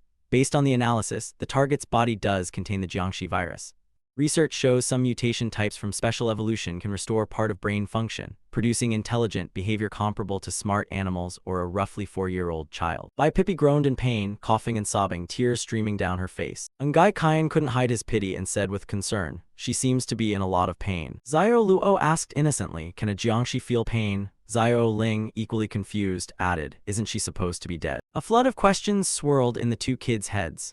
Xiao Luo rubbed his head in bewilderment. Aren't Jiangshi only truly dead if their heads get smashed? Xiao Ling shrank back and protested. "She's a good Jiangshi, she doesn't bite people and she saved her master. I don't want her to die." Ngai Qian examined Bai Pippi's wounds and shook his head sadly, "But it looks like her spine is broken. Even if she's a Jiangshi, if she can't move then." Gao Xiaolian clenched the wrapper in his hand, bowed his head in agony and shouted, "She got like this because of me." He rushed forward and held Bai Pippi in his arms, wondering silently, "What can I do to help her recover? Will a healing pill work?" The system reminded him, this function only works on humans. To treat other creatures requires the host completing a mission to exchange for a special item. Gao Xiaolian didn't hesitate, answering decisively, "Fine, issue the mission." The system immediately accepted the command and searched for a new mission, obtain a level 2 core within 24 hours. A resolve he'd never felt before flashed in Gao Xiaoliang's eyes. A level 2 core is worth the equivalent of 100 ordinary crystals and only exists in evolved Jiangshi or mutated creatures. He looked toward the giant octopus behind them and said firmly, "There's no other way, just kill that thing." Lei Hong rushed over to back his men and the group frantically opened fire on the monster. But with its enormous size and armor-thick hide, the octopus was nearly invulnerable. Dozens of long tentacles blocked their path, absorbing every shell that came their way. Hu Dezhuang complained wearily, "This thing's too big, the bullets simply can't penetrate." The bald-headed thug grabbed a heavy gun and charged, roaring, "Let me do it." He fired a massive round that shot like an arrow straight at the monster's head. The creature seemed to sense the danger, and immediately wrapped its body with a mass of tentacles, forming an impregnable fortress. A gap opened to reveal blood-red eyes gleaming with cunning. The air tightened tense to the breaking point. The shell slammed into the octopus and everyone expected it to explode. But no, the dozens of long tentacles coiled like ocean waves and enveloped the round. The octopus curled up and stood motionless as if daring the world. The thug who'd fired the round, thinking the monster was foolishly defeated, gloated, "If that doesn't blow apart this time, I'm not human anymore." Lei Hong, supporting from behind, suddenly felt uneasy. With his combat experience, he knew things couldn't be so simple. Anxiety surged and he fretted, "Why is there no reaction?" The two thugs up front glanced at their weapons in panic. No way are the guns out of ammo. Suddenly, the octopus twitched. It opened its blazing red eyes like twin hellfires and looked down at the tiny figures below with a smug expression. Tentacles spread out, thick black smoke billowing like ink and filling the space. The monster slowly rose, using its tentacles as legs, towering like a mobile tower, huge and menacing. What did it intend? As the smoke cleared, the shell lay snug in the octopus's huge mouth. The round had lost its ability to explode, held in its mouth like a harmless toy. Witnessing this, Hu Dezhuang roared in fury, "Reload with live rounds." The remaining thug trembled in fear, stammering and speechless. Lei Hong staggered forward, eyes wide, mouth agape. It actually sucked it in with its mouth. As if to taunt them, the monster clamped down on the shell with its mouth. Suddenly, tentacles shot out like giant vacuum machines rushing forward. 1, 2, then 3 tentacles hurled everyone to a corner. Lei Hong's men were scattered like dry leaves before a storm, thrown into utter panic. The creature spewed a huge amount of foul-smelling green slime, hot like lava. The slime kept pouring out, sticking to anyone it touched like glue-trap paste.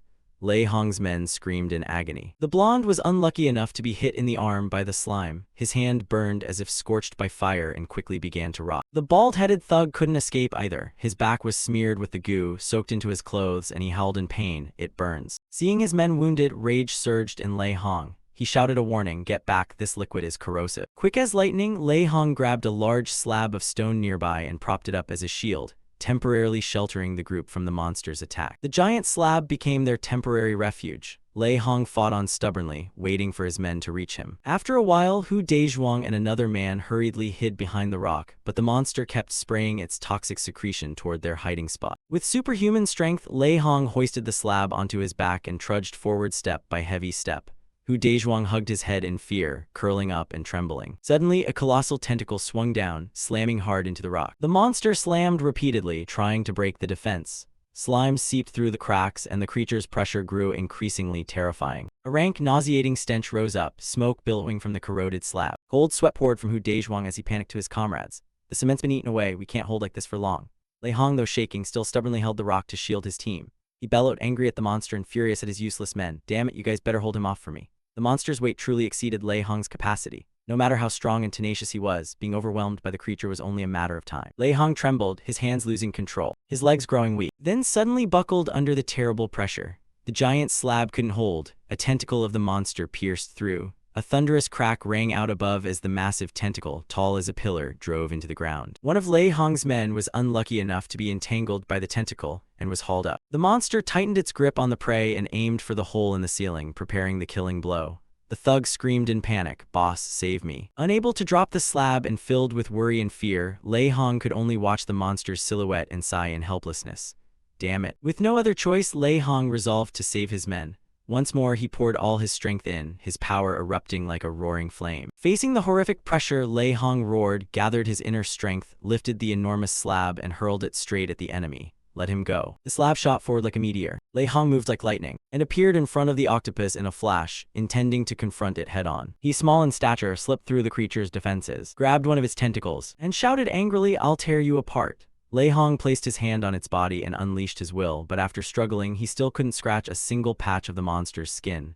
He cursed inwardly, "Damn it, the slime is too slick, strength won't work." Annoyed by Lei Hong's provocation, the octopus immediately lashed out with a powerful tentacle, flinging him far away. Lei Hong screamed in pain, "So you wanted to mess with me, huh?" Not stopping there, the monster continued to spray its toxic secretion from its tentacles like massive fountains. Lei Hong nearly fainted, frozen like a statue with his eyes wide and mouth agape within the veil of spiritual energy, but he couldn't hold on and slowly dropped to the ground. Suddenly, a familiar figure appeared. Gao Xiaoliang donned his protective suit, covering his body, and coldly charged toward the octopus. Seizing a moment when it wasn't paying attention, he ran along a tentacle and approached from behind. Gao Xiaoliang's eyes glinted a deep blue, a terrible power coursed through his body. Even as waves of slime sprayed out, he moved with nimble evasion. Lei Hong's men below rose to their feet, eyes wide with astonishment. "That's the kid up there. How is he fine?" A question rose. "Is that a supernatural ability?" Lei Hong landed safely and couldn't believe his eyes. Impossible. There was no trace of a supernatural fluctuation on the kid. He suddenly remembered something and shouted, "Could he really be?" The monster assumed Gao Xiaoliang would be easy to handle and kept swinging its massive tentacles to attack. But he fought empty-handed, deftly dodging each strike, leaning left and right like a perfect dance. The creature could barely touch him. Gao Xiaoliang leaped high, aiming at the tentacle before him. Using his inner power, he moved like lightning and executed a vanish straight out of an action movie. In a single second, he disappeared without a trace. A cold aura swept in. Gao Xiaoliang clenched the dagger, hatred flaring, and plunged straight into the monster's underbelly, targeting the cannon round stuck in its mouth. He shouted, "Here it is, life or death." Gao Xiaoliang drove the blade into the round, all or nothing. Only then did everyone realize Gao Xiaoliang was the chosen one. Under the blade's impact, sparks erupted wildly from the round and it detonated successfully. A deafening blast rang out as flames engulfed the creature's body. An earth-shattering explosion tore it apart. The fire grew, black smoke blanketing the sky. Chunks of the monster's body rained down, blood everywhere. The remaining carcass of the octopus lay motionless, roasted by the flames like grilled octopus, blood flowing freely. The rank stench stinging the nostrils. The black smoke gradually cleared. Gao Xiaoliang removed his protective suit and smiled in satisfaction. This raincoat works pretty well. He was pleased with the gadget. Even the blast's shock had been perfectly isolated. High-tech is truly powerful. He called the system, "Old number 2, can you toss me a few more next time?" The system chuckled at the silly request and replied, "Rewards are drawn at random, but if the host performs well, the chances increase greatly." Gao Xiaoliang suddenly remembered the mission. The monster was dead, and he immediately began rummaging through the rotten flesh. Beneath the slime, he picked up an object emitting a warm golden glow. "That's exactly what I need." Joyful, he shouted, "Found it, a level 2 core." The system announced, "Congratulations, host, mission complete, received a level 2 core reward, a healing candy, instant healing, unlimited uses, and an end times cookbook." Gao Xiaoliang looked at the book and asked blankly, "What use is an end times cookbook?" The system explained, "In the apocalypse, many creatures and plants are mutated. Once you remove the infected parts, they can be eaten. But ordinary people don't know or dare to try. This book details their anatomy and cooking methods, essential for anyone wanting to open a food stall in the end times." Hearing that, Gao Xiaoliang calmed down, happily accepted the rewards, thinking it was a useful item, and put it away. But the most important thing now was saving lives. He hurried over to the weakened Bai Pippi, gently lifted her head, and fed her the core he'd just obtained. Bai Pippi grimaced, struggling to swallow the medicine and showing discomfort. But only seconds later, she suddenly opened her eyes wide and looked at Gao Xiaoliang. Her once weak body was completely healed. She stood up happily, stretching and waving her arms and legs with full confidence. Xiao Ling beside him excitedly cheered, "Awesome, she's alive again." Lord Gan watched the scene uneasily, swallowing hard as he thought to himself, this guy handled a mutated octopus by himself. The more he thought about it, the less sense it made. One moment terrified, the next he seemed like a different person.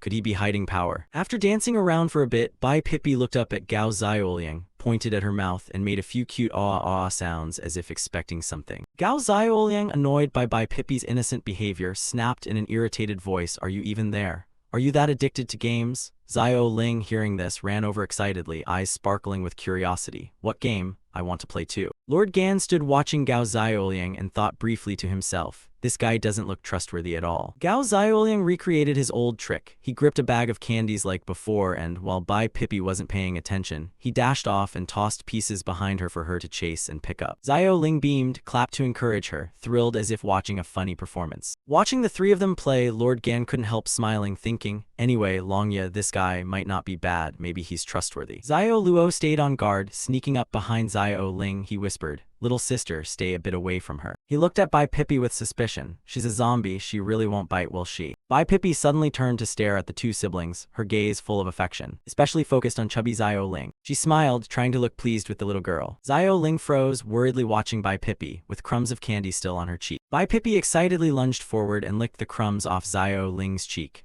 The girl giggled, tickled, and delighted. When she finished, Bai Pippi licked her lips and looked at Xiao Luo with a longing expression that terrified him to his core. She spread her arms and lunged. Xiao Luo went pale, spun around and ran screaming, "You're evil, scaring a kid half to death up in that tree. I'm a boy, you know, don't you have any shame?" Xiao Ling stood behind, chuckling, big brothers blushing. Lei Hong suddenly shouted and hurried over to Gao Xiaoliang, his voice full of worry, "You can even heal a zombie, surely you can save my men, right?" Gao Xiaoliang looked at Hu Dezhuang and the bald-headed man writhing on the ground, clutching an arm covered in blood from the octopus's toxic secretion. Another man had already passed out and was unconscious. He examined Hu Dezhuang's wound. It looked extremely severe, flesh rotted away, bone exposed as if eaten by acid. The organs were likely heavily damaged too. A large hole in Hu Dezhuang's arm revealed the bone inside. The infection was horrific. Lei Hong nodded urgently, his voice rushed. "I can see that, treat them quickly." Gao Xiaoliang shot Lei Hong an annoyed glance. "Are you ordering me around? Fine, whatever." He jumped to his feet, folding his arms to scold. "You just beat me up, why should I help you?" Lei Hong, not beating around the bush and understanding Gao Xiaoliang's point, bluntly offered, "How many cores do you want? Just name a number." Hearing core, Gao Xiaoliang's eyes lit up. He immediately changed his tone and flashed a crafty smile. "Then I won't be polite either." Suddenly, a hand rested on Gao Xiaoliang's shoulder, making him startle. Lord Gan coldly tossed him aside. The pitiful cries echoed through the area. Lord Gan snarled at Lei Hong, "It's useless, no amount of money will make him heal them." Xiao Ling and Xiao Luo spoke up together. "That's right, you're nothing but looters, demons, murderers." Lei Hong replied wearily, "I told you, we're robbers, but we have rules. We don't kill people who can't fight back, nothing noble about it." He narrowed his eyes and shook his head.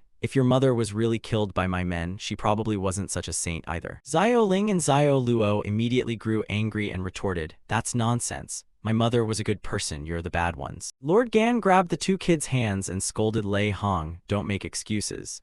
You're saying that only so you'll heal them and then kill us afterward, right? We're not that easy to fool." Gao Xiaoliang stepped forward slowly, cutting into the argument. "Well, what he said might actually be true, Lord Gan." Xiao Ling and Xiao Luo were stunned and shouted together in disbelief. "What?" After the tiring chase, Gao Xiaoliang gently produced an old, torn red headband and asked Xiao Luo, "This fell out of your pocket, didn't it?" Xiao Luo saw it and immediately cried out excitedly, "Yes, this is the mark of that group.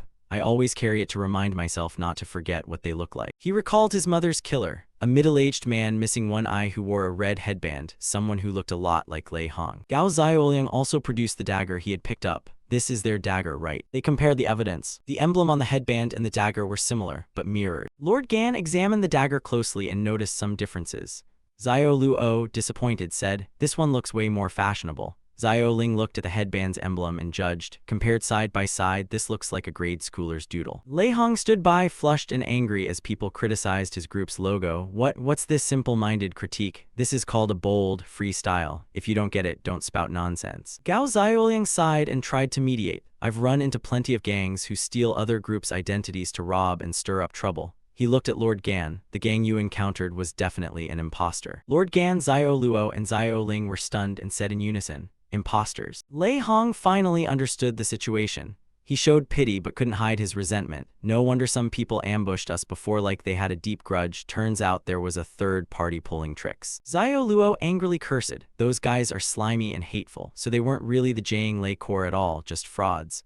Xiao Ling looked up at her brother sadly, voice full of bitterness. Then who do we get revenge on now? The two kids were pitiful, their eyes full of grief for their dead mother. Lord Gan bent down and looked at the two children gently, trying to comfort them and ease their pain. Revenge isn't a burden you must carry. More than that, your mother would surely want you to live healthy and happy. Xiao Luo and Xiao Ling quietly looked at Lord Gan, their expressions still sorrowful. Just then, Hu Dezhuang, his body wrapped in white bandages, strode forward in anger and roared, "Those bastards dared tarnish our reputation. If I catch them, I'll tear them to pieces." Suddenly, Hu Dezhuang coughed up blood, probably because his wounds were aggravated by his rage. Lei Hong's eyes widened in panic at the sight of his beloved comrade in pain. He hurried to support him and turned to Gao Xiaoliang imploringly. "Now that everything's clear, can you treat my men? If we wait much longer, they'll die." Gao Xiaoliang nodded but didn't forget to ask for payment. "I can 10 cores per person. That's a bargain." Lei Hong immediately agreed and handed over a pouch of cores. "No problem." Gao Xiaoliang cheerfully ordered, "Please step aside, this will be done right away." On the beloved cart, several eggs had been smashed to pieces, bright golden yolks running everywhere. Gao Xiaoliang looked at the scene in pain, grieving as if a treasure were lost. Such delicious eggs wasted like this. He remembered the heated clash with the Jiang Lei Corps, then looked at Lei Hong with a goofy grin. "That was just a little incident, should I give your cores back?" Lei Hong, hearing this, grew furious and red-eyed, roaring, "Are you kidding me?" Gao Xiaoliang rubbed his head and laughed awkwardly, quickly pushing the cart away. "Of course not. I was just joking because the tension felt so thick." Swallowing his tears, he thought miserably, "Even the eggs are gone, how will I make egg cookies now? Being a good person really brings misfortune." Not letting his emotions take over, Gao Xiaoliang took the cookbook he'd just received and flipped through the pages. His eyes lit up like he'd found gold when he spotted the right recipe. He beamed triumphantly and closed the book. Perfect. The ingredients on hand were only flour, noodles, oil, and a few seasonings. After a moment of thought, racking his brains, he exclaimed, "I've got it." He ran to the octopus carcass, selected the best chunk of meat, and carried it away. Carefully trimming off the membrane and the outer suckers, he kept the clean meat, then seasoned it to remove the fishy smell and rinsed it with water. The pale white flesh gradually emerged, was chopped finely, and mixed with flour into a loose batter. He stirred it evenly, then ladled small portions onto a hot griddle, the batter hissing and steaming as he flipped them to golden brown, adding tomato and salad sauce. The octopus pancakes were plated, to look as eye-catching as a work of art. For the dish's sole cell substitute, he used finely mashed potatoes. The hot, delicious octopus pancakes came out of the pan.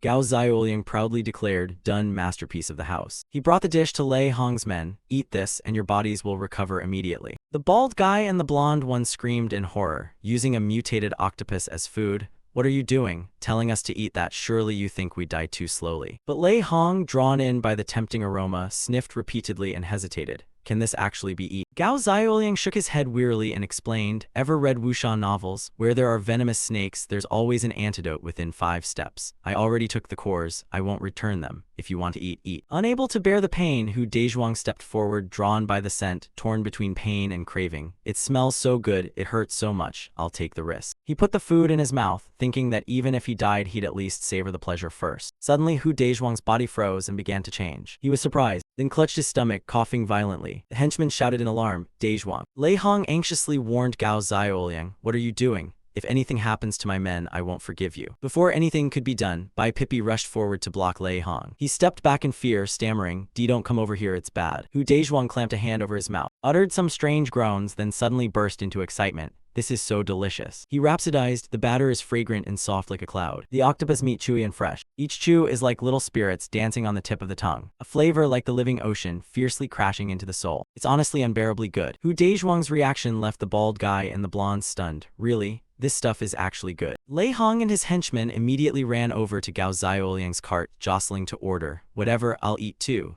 Give me a portion. Hey, there's enough for everyone." They tasted the food, erupted in joy, cries ringing out, "This is amazing. I'm so happy, my brother." The blonde quickly brought a takoyaki to Ahu. "Ahu, try this." Ahu bit in, chewing voraciously as if swallowing stars from the sky. He shouted, eyes glittering, "My wounds have healed and the pain is gone. It's miraculous." He lifted his shirt to show off a rugged six-pack. "Even my old injuries are healed." Excited, Ahu ran over to ask Gao Xiaoliang, "So this is what octopus meat does?" Gao Xiaoliang was taken aback, not sure what to say, forcing out a smile. "I added a little extra seasoning to yours, consider it a special treat." But inside he worried, "Damn, there's a bug here. My current strength isn't enough to face supernatural powers. If this group learns about the system, they might capture me and exploit me to death. Gao Xiaoliang was lost in thought, not paying attention to someone calling. Suddenly he jerked, dodging reflexively like avoiding a curse, thinking, have I been discovered? It turned out Lei Hong stepped up and patted his shoulder, eyes full of gratitude. I didn't expect you to be a decent guy. Gao Xiaoliang silently thanked his lucky stars. Good thing this guy is simple-minded and easy to fool. He laughed loudly. So about that cooperation we discussed earlier. Lei Hong nodded. I'll consider it. But the henchman immediately objected, shouting loudly, Boss, don't listen to him. Yeah, weren't we injured because of him? He should be responsible for this. Gao Xiaoliang fired back. You stole from my stall. Am I not allowed to fight back? Lei Hong's crew burst into boisterous laughter like they'd heard a joke. The blonde offered a reason both reasonable and absurd. We're thieves, seeing you with so much food, of course we had to steal it. Everyone's got their passion, you know. Ahu chimed in, it's a professional ethic. Lei Hong laughed loudly and nodded in agreement. Right. Gao Xiaoliang pointed at Bai Pippi, puzzled. What about that girl? Didn't you say you don't steal from women and children? He hurried over to Bai Pippi to lecture. Even if she turned into a zombie, she's still a girl. So what were you planning? Shove her in a sack and do it secretly? Lei Hong's men looked left and right, up and down, and in unison. Who did anything? Who touched her? The bald guy mumbled sheepishly. Who told her to be so pretty? We only did it because of the boss. Gao Xiaoliang smirked, pleased. When the house burns, rats show themselves. What's your weird kink anyway? Ngai Cam gasped, covering her mouth. Even zombies aren't spared. Disgusting. Xiao covered Xiao Ling's ears. Don't listen to that. Hu Dezhuang looked at Lei Hong sheepishly. Boss, you... The henchman laughed aloud. I saw you talking privately with someone before, so that's what that was. Lei Hong turned red with indignation and shouted, That's unfair. I'm innocent. How could I be guilty? He shook his head vigorously. It's nothing to do with me. Lei Hong glared angrily at the three smartalecks and barked, What's the meaning of this? Tell me right now. The blonde hesitated, then confessed, You're imagining things. The whole thing was our idea. We set it up and did it ourselves. Ahu feigned sorrow, eyes glistening. Boss gets embarrassed around beautiful women and has never had a proper relationship.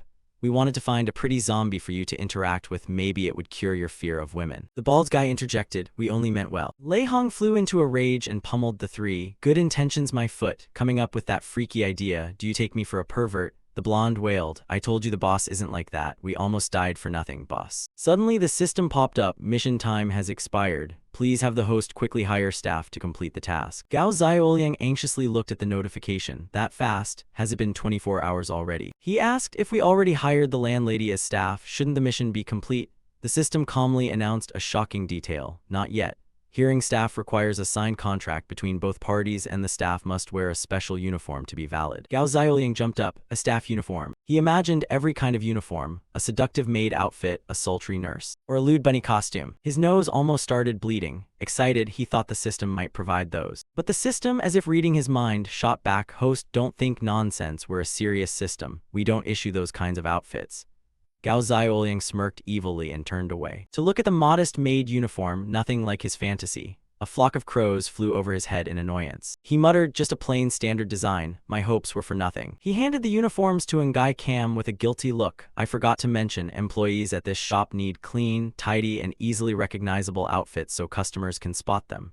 So uniforms are necessary. These 3 sets are for you. Ngai Cam and Xiao looked at the outfits, faces contorting.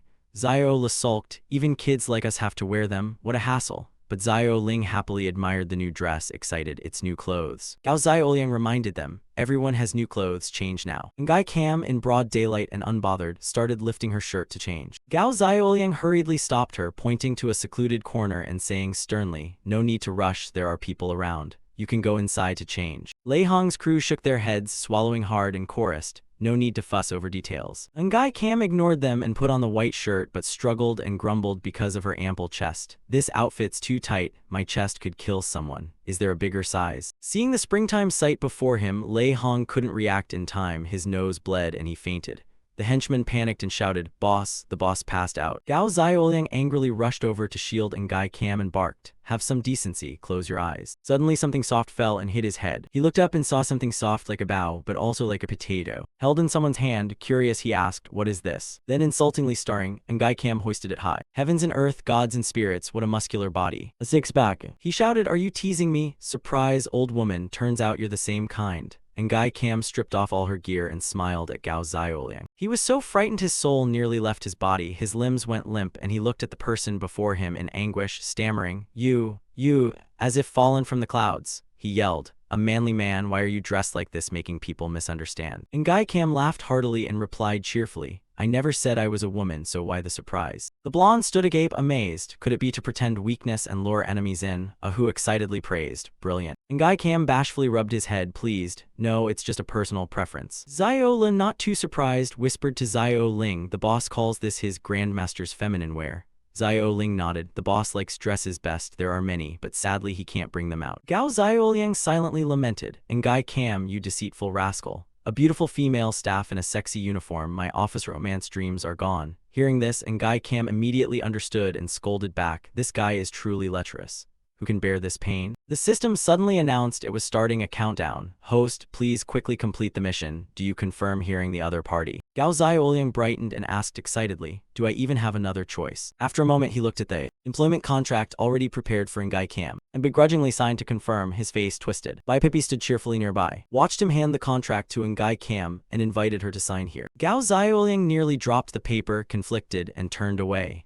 Ngai Kam shot him a look full of contempt. What kind of face is that? If it weren't for the food, who would want to work for you? Gao Xiaoliang stared at the contract and thought bitterly, the system forces me. Others get harems of beauties and rise to the top. I have to raise a child with a man. Ngai Kam quickly took the pen and began to sign, thinking at first it couldn't get more tragic. But unexpectedly Bai Pippi suddenly dashed forward like the wind, snatched the contract from Ngai Kam's mouth before she could finish signing, and ran off. Gao Xiaoliang and Ngai Kam stared after her in disbelief. He shouted, you've got to be kidding me. Though both were stunned, Bai Pippi still clutched the paper in her mouth and ran away. Gao Xiaoliang reluctantly tried to yank the contract from Bai Pippi's small mouth, yelling, you can't eat that. The employment contract was now full of bite marks. Bai Pippi stood there dazed as the system suddenly confirmed the signing was complete. A surge of divine energy swirled around Bai Pippi. Her eyes shone brightly, radiating a strange power. In an instant, she transformed into a beautiful maid, splendid as if stepped out of a painting. Gao Xiaoliang stood frozen and muttered, does heaven hear me? He yelled at the top of his lungs, I don't want to work with a zombie. Sometime later, Ngai Kam still held the old grudge and blamed Gao Xiaoliang. How could you ignore someone as beautiful as me and choose a zombie as staff? She proudly laid out her condition, but because of the contract compensation, I won't make a fuss with you. Gao Xiaoliang smiled on the outside but felt shattered inside. The contract isn't even signed yet. Where would the penalty money come from? You're forcing me. If I don't compensate, you'll wreck my truck. He looked at the ruined building and sighed. This place is unlivable. What are you going to do from now on? Ngai Kam replied cheerfully, I talked to people in the Jiang Lei Corps. They're willing to take us with them.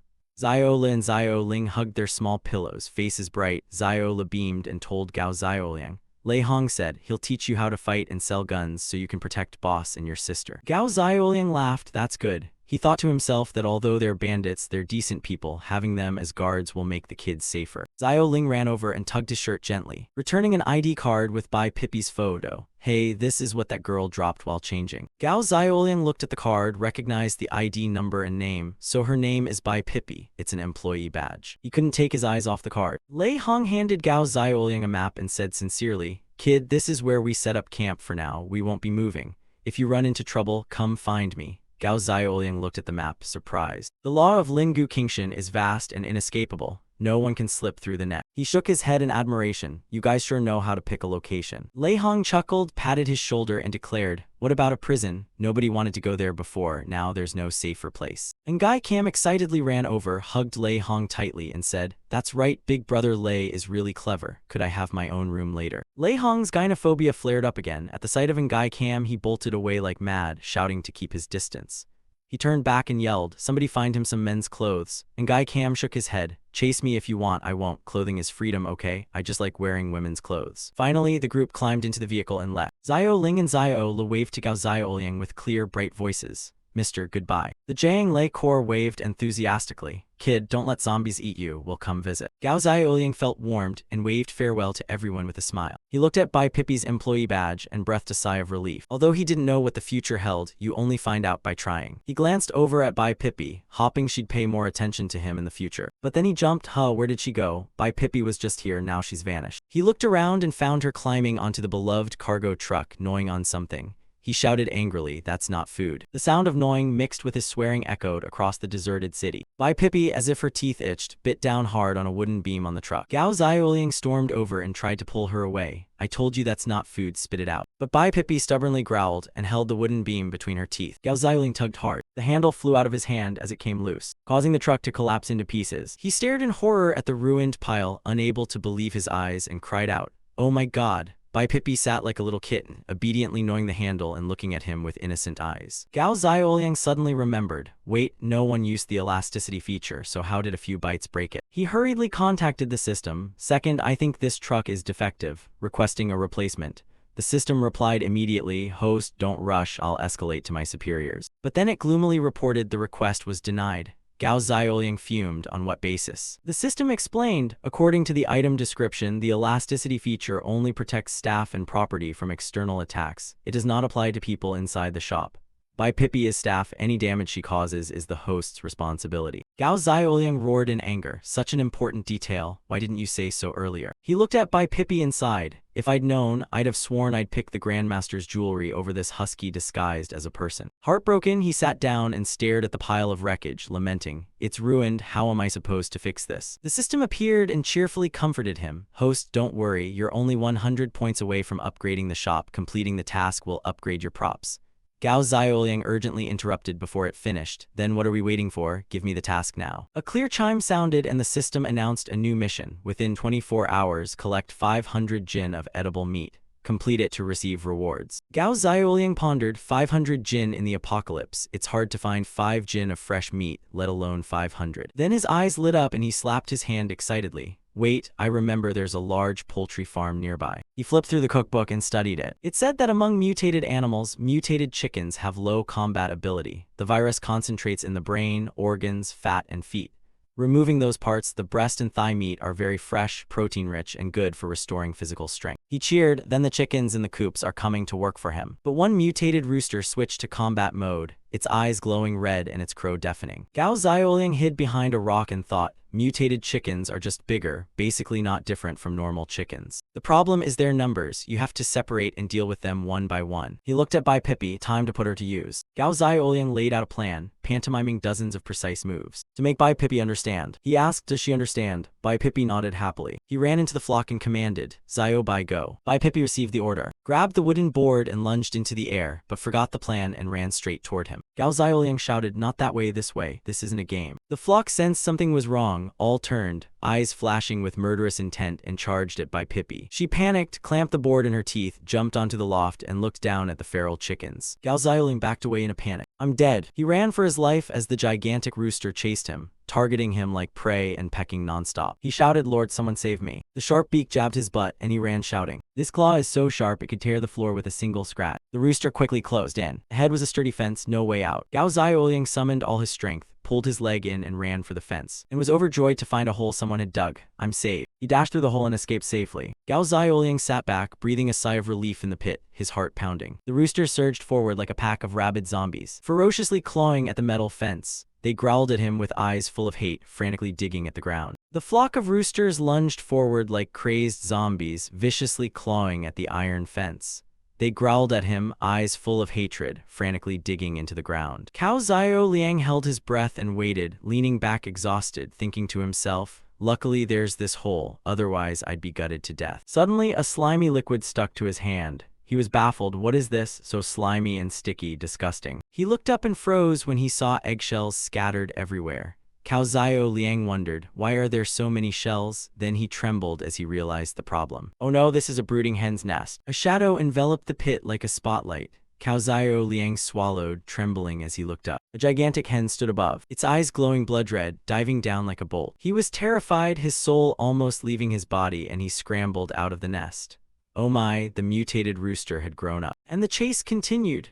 Gao Xiaoliang ran as if his life depended on it, shouting while running, "How did I end up in a brooding hen's nest? My luck is awful, Buddha help." He ran for his life, lamenting, "Why won't my elasticity ability work right now?" The hen pecked repeatedly at him, and he clutched his butt, screaming at the top of his lungs, "Dow dow dow." The hen circled him, watching with a smug look as if to say, have you felt my power yet? Cao Xiao Liang was driven into a corner, with the fence he had just passed behind him. He panted wearily, thinking of the eggshells those chicks would surely seek revenge. The hen advanced, its sharp beak aimed straight at his little buddy. He bit his lip and screamed, "You nasty hen of yours," just as it lunged. Cao Xiao Liang executed a masterful twisting move like a yoga expert, cursing inwardly, "Where's my treasure? I haven't used it yet." He leaped up and hooked his legs around the hen's neck, furious. "How can I die here? Take a spin from me." Man and hen grappled fiercely as Cao Xiao Liang flexibly squeezed the hen's neck. He beamed with triumph, "See how powerful I am." But the hen lowered its head and opened its eyes in anger. Cao Xiao Liang panicked. It wasn't dead. It tossed him into the air and he cried out, "Oh mother, heaven and earth bless me." Fortunately, he landed on the hen's back. It ran madly, making him nearly vomit. "Oh my God, save me." After countless spins, the hen broke its neck and flung him off with a wing. Cao Xiao Liang quickly grabbed its tail, shouting in fear, "Oh heavens, someone stitch this head back on, that's terrifying." The scene shifted to a forest, where a military vehicle rolled slowly. From inside the vehicle, a voice rang out. Team 3, Teams 1 and 2 have reached headquarters. How are things on your end?" It turned out to be a group of soldiers communicating with the commander-in-chief. A man on radio duty responded anxiously, "We're on our way back. Barring any surprises, we'll arrive today." Everyone cheered happily. "I heard those 2 vehicles are coming back empty-handed this time. We found a lot of supplies. They'll definitely be impressed." Another sneered, "Their captain is a coward, too afraid to go to distant places. Captain Hok Chi Jai is clever. He thought to store food in the bunker." A young soldier lamented, "It's a pity the whole village turned into zombies. No one survived. Still, returning safely this time is worth celebrating." Suddenly, the vehicle was blocked by a plank of wood. Its wheels stuck fast and it came to a halt. The lead shouted, "Something's wrong." The group got out of the vehicle and looked around, and found the tire had gone flat. The bearded man examined it worriedly. Turns out the tire blew out. The blonde underling said cheerfully, "Captain, don't worry, we've traveled this road many times. If there were zombies, they'd have shown up long ago." The young man up front quickly warned, "Better safe than sorry. Mutations are increasing now, especially in such a vast area you can't avoid them all. Stay on high alert." Guo Ming and Guo Zhen quickly changed the tire, while the others and Uncle Chu kept watch around them. Guo Ming busied himself fitting the new wheel, muttering, "Honestly, there aren't that many zombies on this main road." The blonde friend nodded happily. "Right, if one shows up, one bullet takes it down." Suddenly a sharp slap rang out. Uncle Chu stepped up and gave each of them a whack on the head. "Stop talking nonsense. You 2 have been on missions a few times and you think zombies are that easy." Guo Ming and Guo Zhen grinned sheepishly and said in unison, "Sorry, Uncle Chu, we were wrong. Don't be angry. We're new and inexperienced. Please look after us." Uncle Chu sighed, took a drag of his cigarette and spoke seriously. "Of all the teams, our Team 3 always has the highest success rate and the least losses.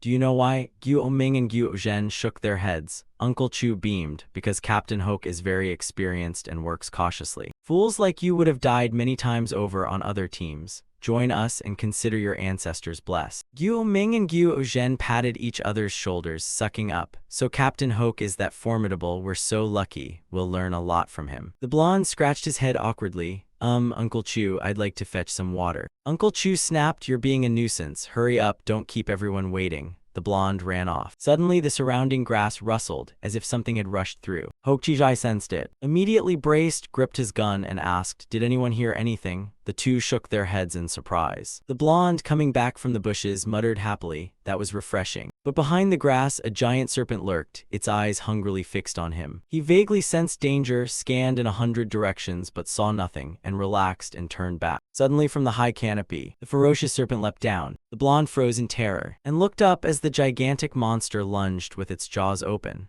Gu Zhen dropped to his knees in fright. Luckily, a bullet struck the serpent's eye just in time. It writhed in pain and crawled away. Hok Chi Jai fired continuously, ordering, "There's a mutated creature, fall back to the vehicle." He asked Gu Zhen, "Have you finished changing the tire?" Uncle Chu reported worriedly, "It's done." The group wondered, why are there mutated snakes here? They make no noise, hard to detect.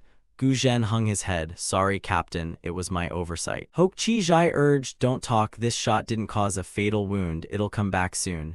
Get in the vehicle." The vehicle immediately started moving, roaring off at speed, but the serpent reappeared, crawling in pursuit. It slithered under the vehicle, effortlessly flinging the vehicle into the air like a toy. The vehicle fell frailly, while the serpent coiled tightly, squeezing as if to crush it. Inside, Uncle Chu, Gu Zhen, and their teammates were tossed about, suspended as the vehicle shuddered violently. Hoke Chi-jai shouted, "It's trying to constrict the vehicle, get out now." Yu Ming and the others tried to force the emergency door, but it was jammed shut. They panicked. "Captain, what do we do?" Hoke Chi-jai, watching from above, yelled, "Find a way to break the window." He wanted to shoot the monster, but Uncle Chu fearfully intervened. "No, Captain, there's a fuel leak. Firing will cause an explosion." Yu Ming wailed in despair. "Are we really going to die here?" Suddenly, a strange figure dashed toward them. Gu Zhen called out, "Everyone look, something's coming from over there." A giant bird spread its wings and flew through the air. Yu Ming, terrified and dizzy, hammered on the vehicle glass, crying out, "It looks like we're really going to die. And yet I see an angel." Uncle Chu barked, "Don't be ridiculous, that's clearly a chicken." Hoke Chi-jai squinted, inspecting carefully. How could a chicken be that big? He looked again, astonished. "No, it's a person." Cao Xiaoling clung tightly to the giant hen, his face streaming with tears as he yelled, "Damn it, how do I get this thing to stop?" Inside the vehicle, two men were shocked.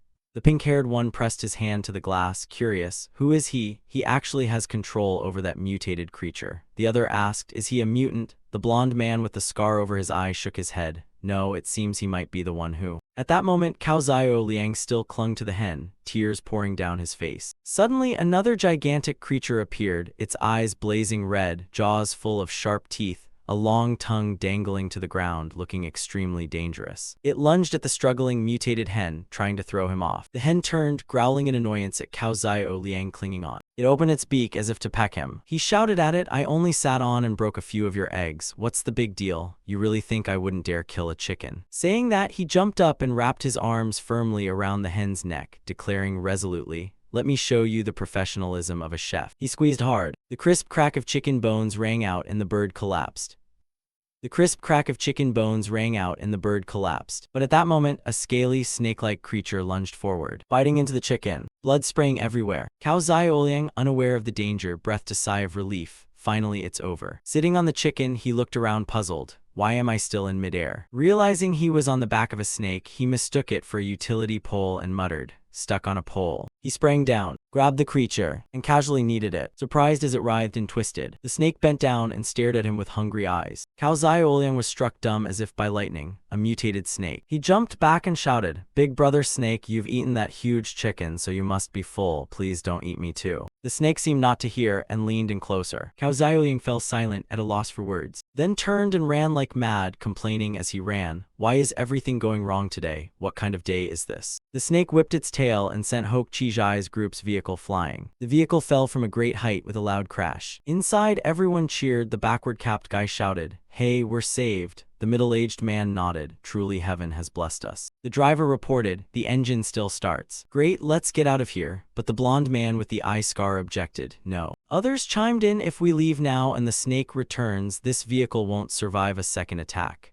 The pink-haired man added, "Right, Captain, our truck has a lot of food. If we lose it, we'll face military punishment." Hoke Chi-jai was resolute. "That person lured the mutated snake away for us. If we abandon him and run now, what kind of soldiers are we?" Those inside fell silent, pondering Hoke Chi-jai's words. One spoke up, "The captain is right, food isn't worth a life, lost supplies can be replaced." Another added, "Even as rookies, we've had professional training. Are we really going to flee in a crisis?" The driver slammed the accelerator, turned the wheel and declared, "Hang on, tough kid, we're coming." The vehicle swung back and the whole group shouted in unison, "At worst, we'll risk our lives for it." At the chicken farm, Bai Feifei jumped down from somewhere, landing as lightly as a falling leaf. She looked around, searching for something, when suddenly, 3 aggressive chickens charged. Bai Feifei thought, "If I defeat them, Cao Xiaoliang will be thrilled." She clapped her hands excitedly, then grabbed one firmly and lifted it up, leapt high, and used a fence to enclose the chickens in an instant. In the dense forest, the mutated snake continued to chase Cao Xiaoliang frantically. He ran for his life while shouting, "Second bro, save me." The system replied, "Host, I'd love to help, but functions are blocked and props can't be used. I'm powerless too." While they spoke, the snake bared its fangs, wrapping its tail around Cao Xiaoliang and making him uncomfortable. It gaped, exhaling a hazy breath that smelled terrible. He smelled it and felt dizzy, muttering, "This stinks, better to faint and be spared the pain." As the snake's mouth drew nearer, the stench intensified and he nearly collapsed. Suddenly, a shrill clucking of chickens rang out. He yelled in anger, "Why is that damn chicken showing up again? It's so noisy it's about to burst my eardrums. Bai Feifei appeared carrying the giant flock of chickens trapped in the fence. She leapt and landed right on the mutated snake's head. The snake lost control, flipped over, and the chickens were flung to one side. It collapsed, eyes rolling motionless. Cao Xiaoliang, joyous as if plum blossoms were blooming around him, shouted,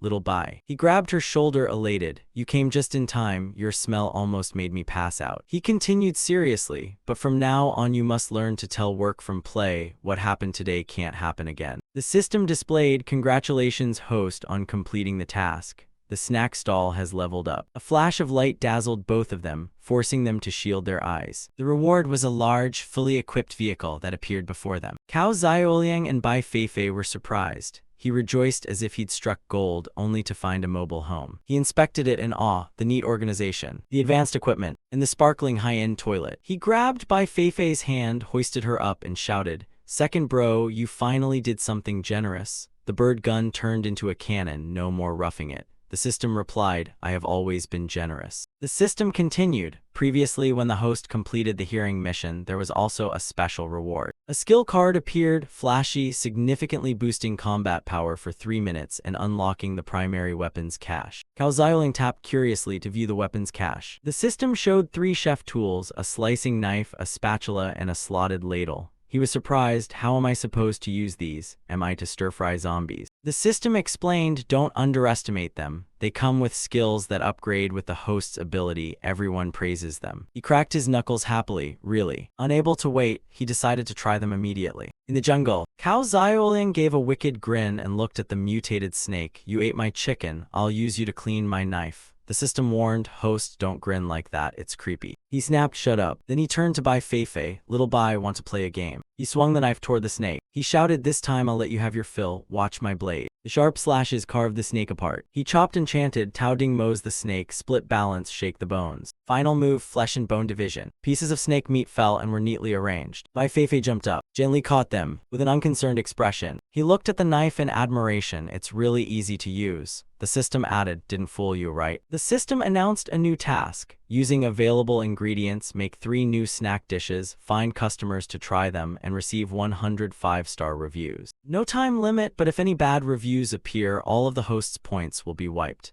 Cao Xiaoling screamed, "Hey, hey, hey, what? Wiped clean? Have my recent days of work been for nothing?" He argued with the system, "You're being petty. Everyone has different tastes. Even if I'm the world's top chef, I can't please everyone." The system laughed, "Don't worry, host. Big challenge, great reward." It whispered secretly, "For you, completing this task brings, beyond the set reward, an unexpected surprise."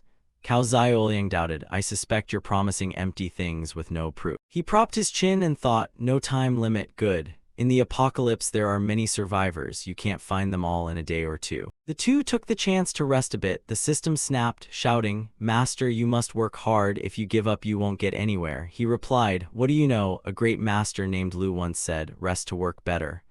The system muttered, "I never said that." Cao Xiaoliang placed his hands on his hips, eyed the mobile home, and marveled. "Honestly, this rig looks high-end. I wonder what its functions are." He glanced helplessly at Bai Feifei and added, "Mainly I don't know if it's durable. If it's like the last vehicle that shattered from a light bump, I can't handle that." Despite that, he climbed into the vehicle and called, "Let's go, little Bai, I'll take you for a spin." Bai Feifei happily ran aboard, her eyes sparkling. Cut to the military vehicle roaring down the road. The blonde man asked, "Where did that snake go?" The driver answered, "It's the right direction. There's only this road. Could it have slipped into the forest?" The backward-capped guy pointed and shouted, "Everyone look." The group got out of the vehicle, guns at the ready, on high alert. Before them lay a large pile of bones, the blood still fresh. One man sat down to inspect. "The blood's fresh, it was eaten just now." Another guessed, "Could it be that person?" The pink-haired man continued, "We're late." Hok Chi Jai observed and shook his head. "No, human leg bones are the biggest and strongest, but this bone is even larger. It's definitely not human." Someone else found more and yelled, "Captain, look, another pile of bones." The group murmured. One person judged, "These are mutated snake bones and those look like bird bones." The white bones were clean, not a shred of flesh left, chilling everyone.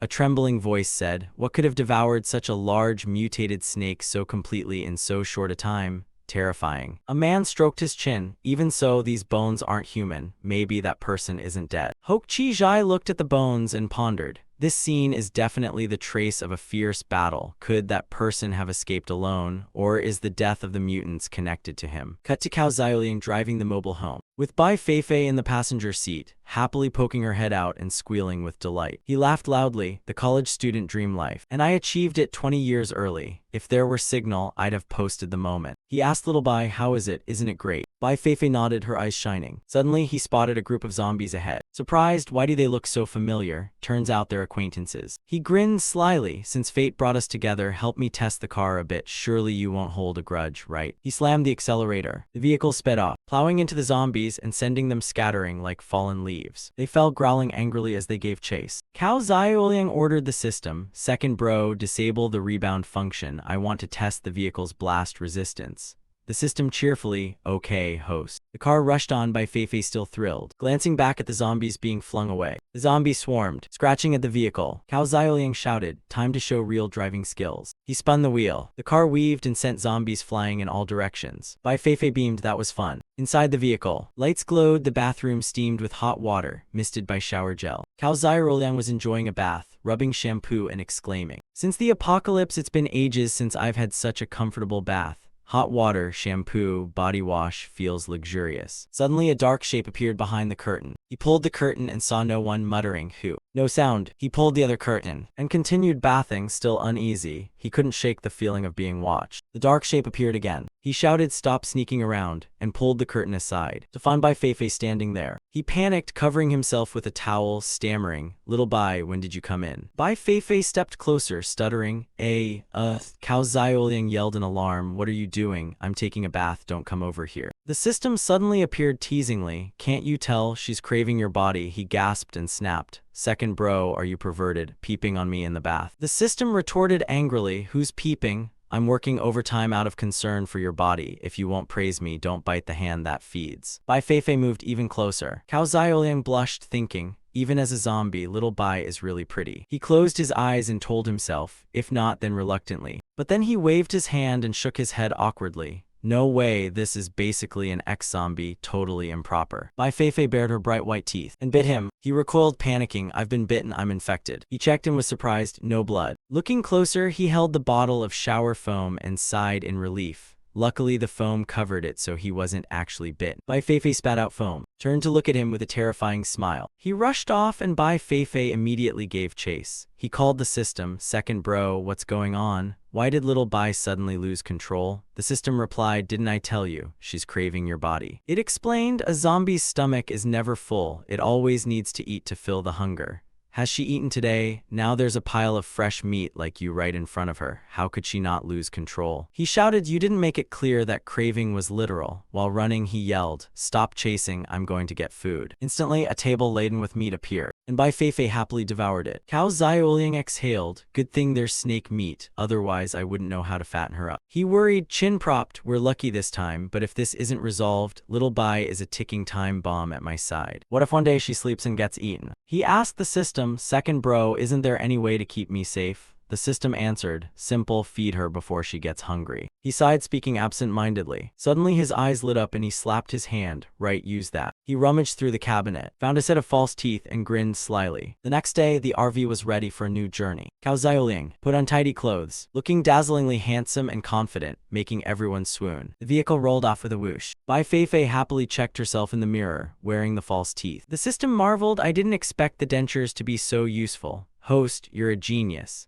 He replied, as long as intelligence doesn't decline, solutions always outnumber problems. He laughed, but the false teeth were the real solution for a zombie. The system nodded, important discovery, I will report to higher-ups. Suddenly, Cao Xiaoliang noticed a military vehicle. Stopped and people got out to inspect. They opened the doors and found no one. And looking under the chassis, he was shocked. Why are there so many sharp nails? Cao Xiaoliang dusted his hands and, watching Bai Feifei imitate him, concluded someone had deliberately set a trap to block the vehicle. A loud noise under the trees startled birds into scattering. Cao Xiaoliang turned in alarm at the sound of gunfire. Bai Feifei at the rear surged with power and growled. He raised a hand to calm her. Little Bai, calm down. He guessed from the sound that all the shots were sniper fire, all from the same rifle. The two approached the source through binoculars. Cao Xiaoliang saw a woman fighting. Bai Feifei was puzzled and didn't understand. The woman, with cold purple eyes, aimed and fired at the zombies without missing a shot. He marveled, her shooting skills aren't bad and she's a beauty. Pity she can't hold out long. He explained, this rifle only fires 10 rounds before needing a reload, which takes time.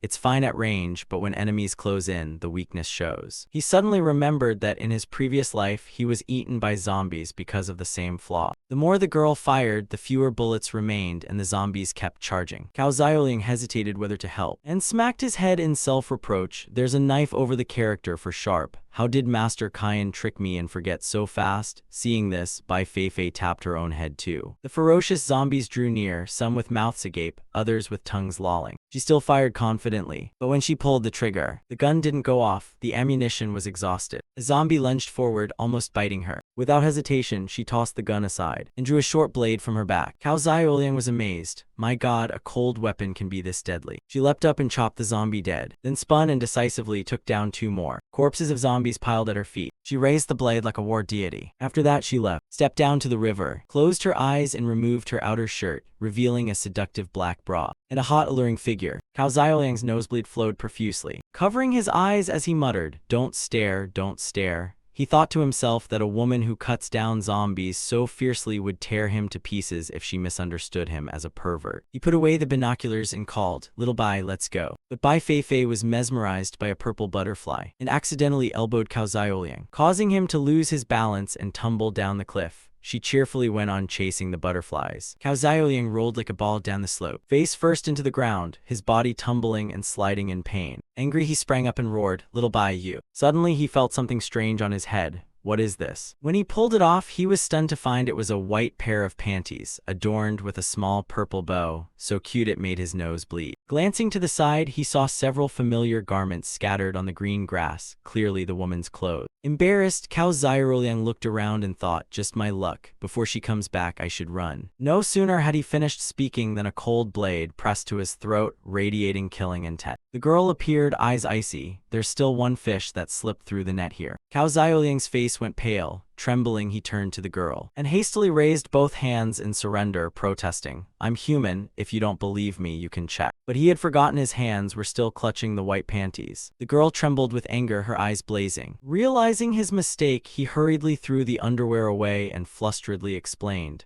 "Don't misunderstand, I'm not a bad person. I was just passing by and haven't seen anything." But his clumsy words only made her angrier. When a man says he didn't see, it means he already did. Without hesitation, she swung the knife and shouted, "You coward, go die." Cao Xiaoliang clutched his head and screamed for help from Little Bai. From the cliff above, Little Bai flipped down like a lightning bolt. She delivered a powerful kick to the woman's back, but the opponent quickly used her knife to block. Gripping a shard of scale with one hand, the woman looked up in surprise. Someone had come to help. The two charged at each other, engaging in fierce hand-to-hand combat, evenly matched. The woman grew more curious about Little Bai. Who is this girl and what's her background? Each of her slashes was sharp and cautious. But Little Bai was no less skilled, dodging with agile moves and a bright smile, as if playing while trying to catch her opponent. Cao Xiaoliang stood beside them, watching the two lean and sway, his nosebleed flowing uncontrollably. The woman noticed and shouted in his face, "What are you staring at? Keep looking and I'll gouge your eyes out." Realizing he'd better behave, he wiped the blood and muttered, "Girls fighting are brutal too. I'll just step back for safety." Saying that, he tucked his legs and ran off, calling back, "Little Bai, I'll wait for you in the vehicle." In Little Bai's eyes, the opponent's full, soft breasts looked like 2 giant melons. That made her lustful and sparked indecent thoughts. Like a child curious about a new toy, she lunged forward. Startled by the sudden contact, the woman screamed in panic, "Aren't you a girl? Why are you being so perverted?" At that moment, a bullet suddenly whistled through the air, and the two quickly separated to avoid it. A strangely dressed man with hair slicked up stepped forward, facing the zombies and unhurriedly withdrawing. No wonder it's Gu Yue's guy, a lecherous underling with hungry eyes. Hatch's eye for looks doesn't lie, this body is truly hot. The woman shot the man an annoyed glance and bluntly accused, "Hatch Jian, what are you doing here?" "I was wondering why someone was groping me on the road, so it's you. You deliberately lured those zombies here, didn't you?" Hatch Jian didn't bother to deny it and sneered, "That's right. When you rejected me, you probably didn't expect this day to come, did you?" A cold red gleam flashed in his eyes. "If you'd listened before and handed the base over to me to manage, I could have kept you by my side to keep enjoying the good life."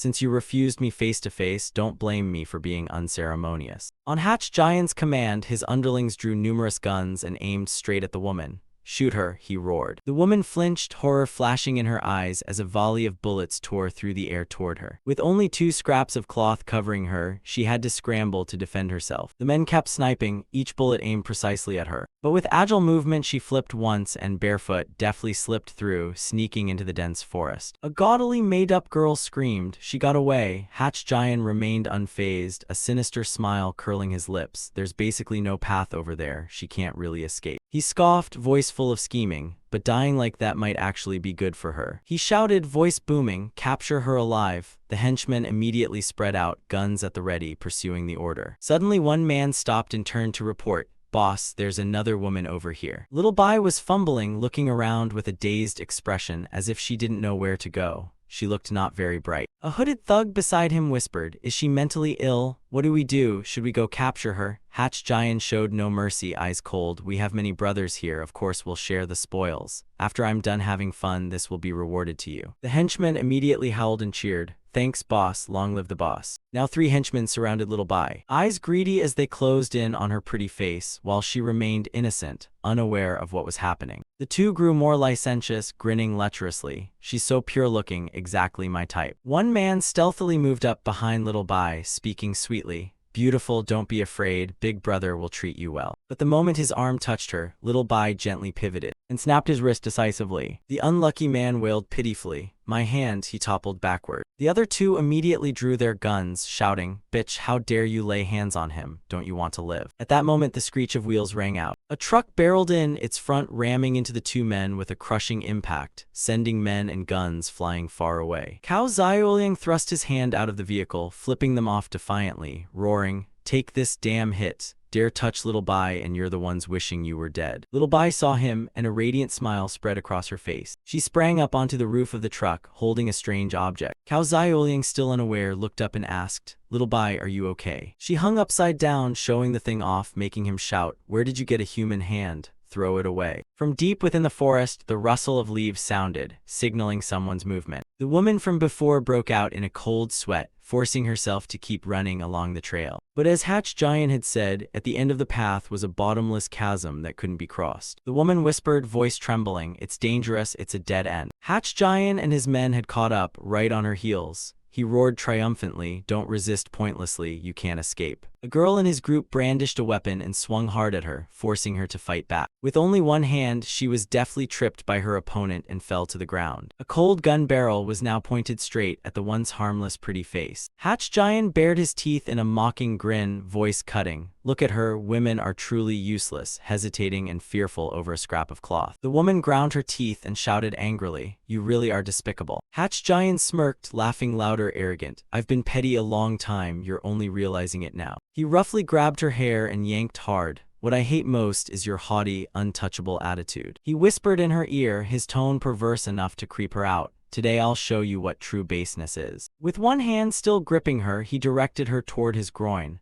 I'll enjoy myself first, then tie you to the hood and take you back to the base so those men can see how licentious their goddess really is. The girl grimaced, fury flaring in her eyes, this bastard. At that moment, Cao Xiaoliang's truck suddenly hurtled up, blocking their view. Little Bai jumped down from the roof of the truck, decisive like a whirlwind, landing squarely on Hatch Giant and sending him rolling to the ground. Out of habit, she grabbed him, mercilessly tearing his clothes apart. Hatch Giant panicked and screamed, where did this crazy woman come from? Someone save me. The 2 girls gaped in shock and cried out, boss. The massive truck swept past and blocked their path. Cao Xiaoliang expertly steered, spinning the truck with a screech to approach the cornered girl. The truck door slowly opened, seeing her still bewildered. He sat in the driver's seat, pointed inside and said curtly, get in. The girl startled, responding reflexively, okay. Before leaving, she quickly picked up the gun from the ground. Hatch Giant remained pinned under Little Bai, lying flat and leaving her free to act.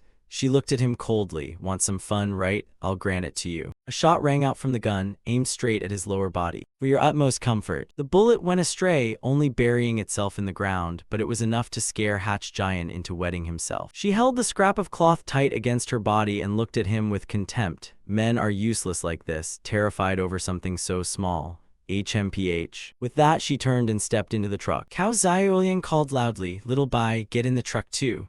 Little Bai leapt lightly and landed on the wooden floor of the cargo hold. The truck immediately roared and shot off like an arrow. Hatch Giant, he snapped out of his daze and screamed angrily, "Son of a bitch, how dare you mess with me, shoot them." The henchmen opened fire at once. Bullets flew like rain, striking the bushes beside the truck. But despite their aim, the rounds only hit the truck's sturdy shielding and ricocheted back. The light flashing off the shield dazzled them and they clutched their heads in panic. Why are the bullets bouncing back like that? Amid the chaos, the truck escaped, gliding smoothly along a quiet road. From the driver's seat, Cao Xiaoliang called back, "There aren't any women's clothes on the truck. There's the outfit I changed into in the drawer, but it's a bit torn. If you don't mind, you can wear it." The girl glanced at the wooden cabinet beside her and replied, "Then I won't be polite." She casually pulled out a dark-colored shirt and muttered, "This should do." Looking at the strange tear on the shirt, she exclaimed in surprise, "That's really an odd rip." Without hesitation, she tore another piece of fabric from the cabinet, buttoning the shirt bit by bit to cover some of her body. When she was neat, she drew the curtain and stepped out, her figure sultry enough to scorch the eyes. Cao Xiaoliang turned around, startled. "Oh my, she's wearing a shirt like that. That figure is just begging someone to sin." The girl smiled, stepped closer, voice full of gratitude, "Thank you for the clothes." But suddenly a cold blade was pressed against Cao Xiaoliang's neck, dimming his face. The girl whispered, threateningly, "If you don't want to die, do as I say, pull over to the roadside." Earlier she had watched carefully and noticed Little Bai was absorbed in playing with the cloth, not paying attention to him. She gave a sinister smile. "If you call, whose knife is faster, mine or hers?" Cao Xiaoliang gaped as if wanting to scream. Why is it like this again? Is there no one left in this world who is normal, not distorted in humanity, not morally decayed? He silently begged the system in his head, "Second bro, shoot her." But the system replied helplessly, "Host, not possible. The opponent willingly invited you into the vehicle. The protection program treats invited passengers as VIP clients by default. Props will not harm VIPs." He shouted in despair, "How can there be rules like that?" The girl in the back heard this and asked suspiciously, "Who are you talking to?" Cao Xiaoliang trembled and hurriedly replied, "And no one. Miss, calm down, I'll do as you say." The truck eased over and pulled hurriedly onto the shoulder. While driving, he inwardly cried, "Cao Xiaoliang, I swear if I meddle in others' business again, I'll be a dog." The girl now sat comfortably in the passenger seat, still pressing the cold blade to his neck. Her voice was cold. "Go, why did you save me?" Cao Xiaoliang's eyes welled with tears as he answered, "If I said I'm a good person, would you forgive me?" The girl pressed the blade closer, eyes sharp. "You must have heard, it's the apocalypse, kill the Holy Mother first." He panicked and denied it. "A good person? Who's a good person? It's certainly not me." Cao Xiaoliang cleared his throat a few times, regained his composure, and explained seriously, "Okay, actually I'm an apocalypse chef. I saw you fight so well, you must have a lot of nucleoids on you, so I want you to become my client." The girl froze, murmuring, "An apocalypse chef." Then she gradually realized, glanced at the back of the truck. No wonder there's a kitchen set up back there and so many cooking tools. She nodded, finding a chef at this time is great, since the previous ones all croaked. Just when the base's chef ate poisonous mushrooms and died. She rubbed her chin, considering the offer. "If what you say is true, I can arrange things for you." Cao Xiaoliang heard what he'd been hopping for, eyes lighting up. He leaned forward and asked immediately, "How many people are in your base? Is it 100? The girl smiled proudly, tone full of arrogance. "Who are you underestimating? Our steel plant is the largest base within 100 miles, at least 300 people." He clenched his hands, excitement overflowing. "Wonderful, I didn't expect to find 100 clients so quickly. Even if only a third rate me well, the mission will still be completed for sure." He began to daydream about grand prospects, smiling with satisfaction. Indeed, good people are rewarded. But the girl suddenly grew serious, voice suspicious. "But this could also protect you. Maybe you stole this truck. What do I have to trust you?" At that moment, her stomach growled from hunger, making her blush and awkwardly blurt out, "Unless you cook a dish to try. If it's good, then it proves you're really a chef." Cao Xiaoliang looked at her and immediately recognized the emotion she was hiding. This woman was clearly hungry but trying to keep her dignity. He nodded, rolled up his sleeves heroically. "All right, I'll show you a bit of my craft." Please like, subscribe, and ring the bell for more awesome content.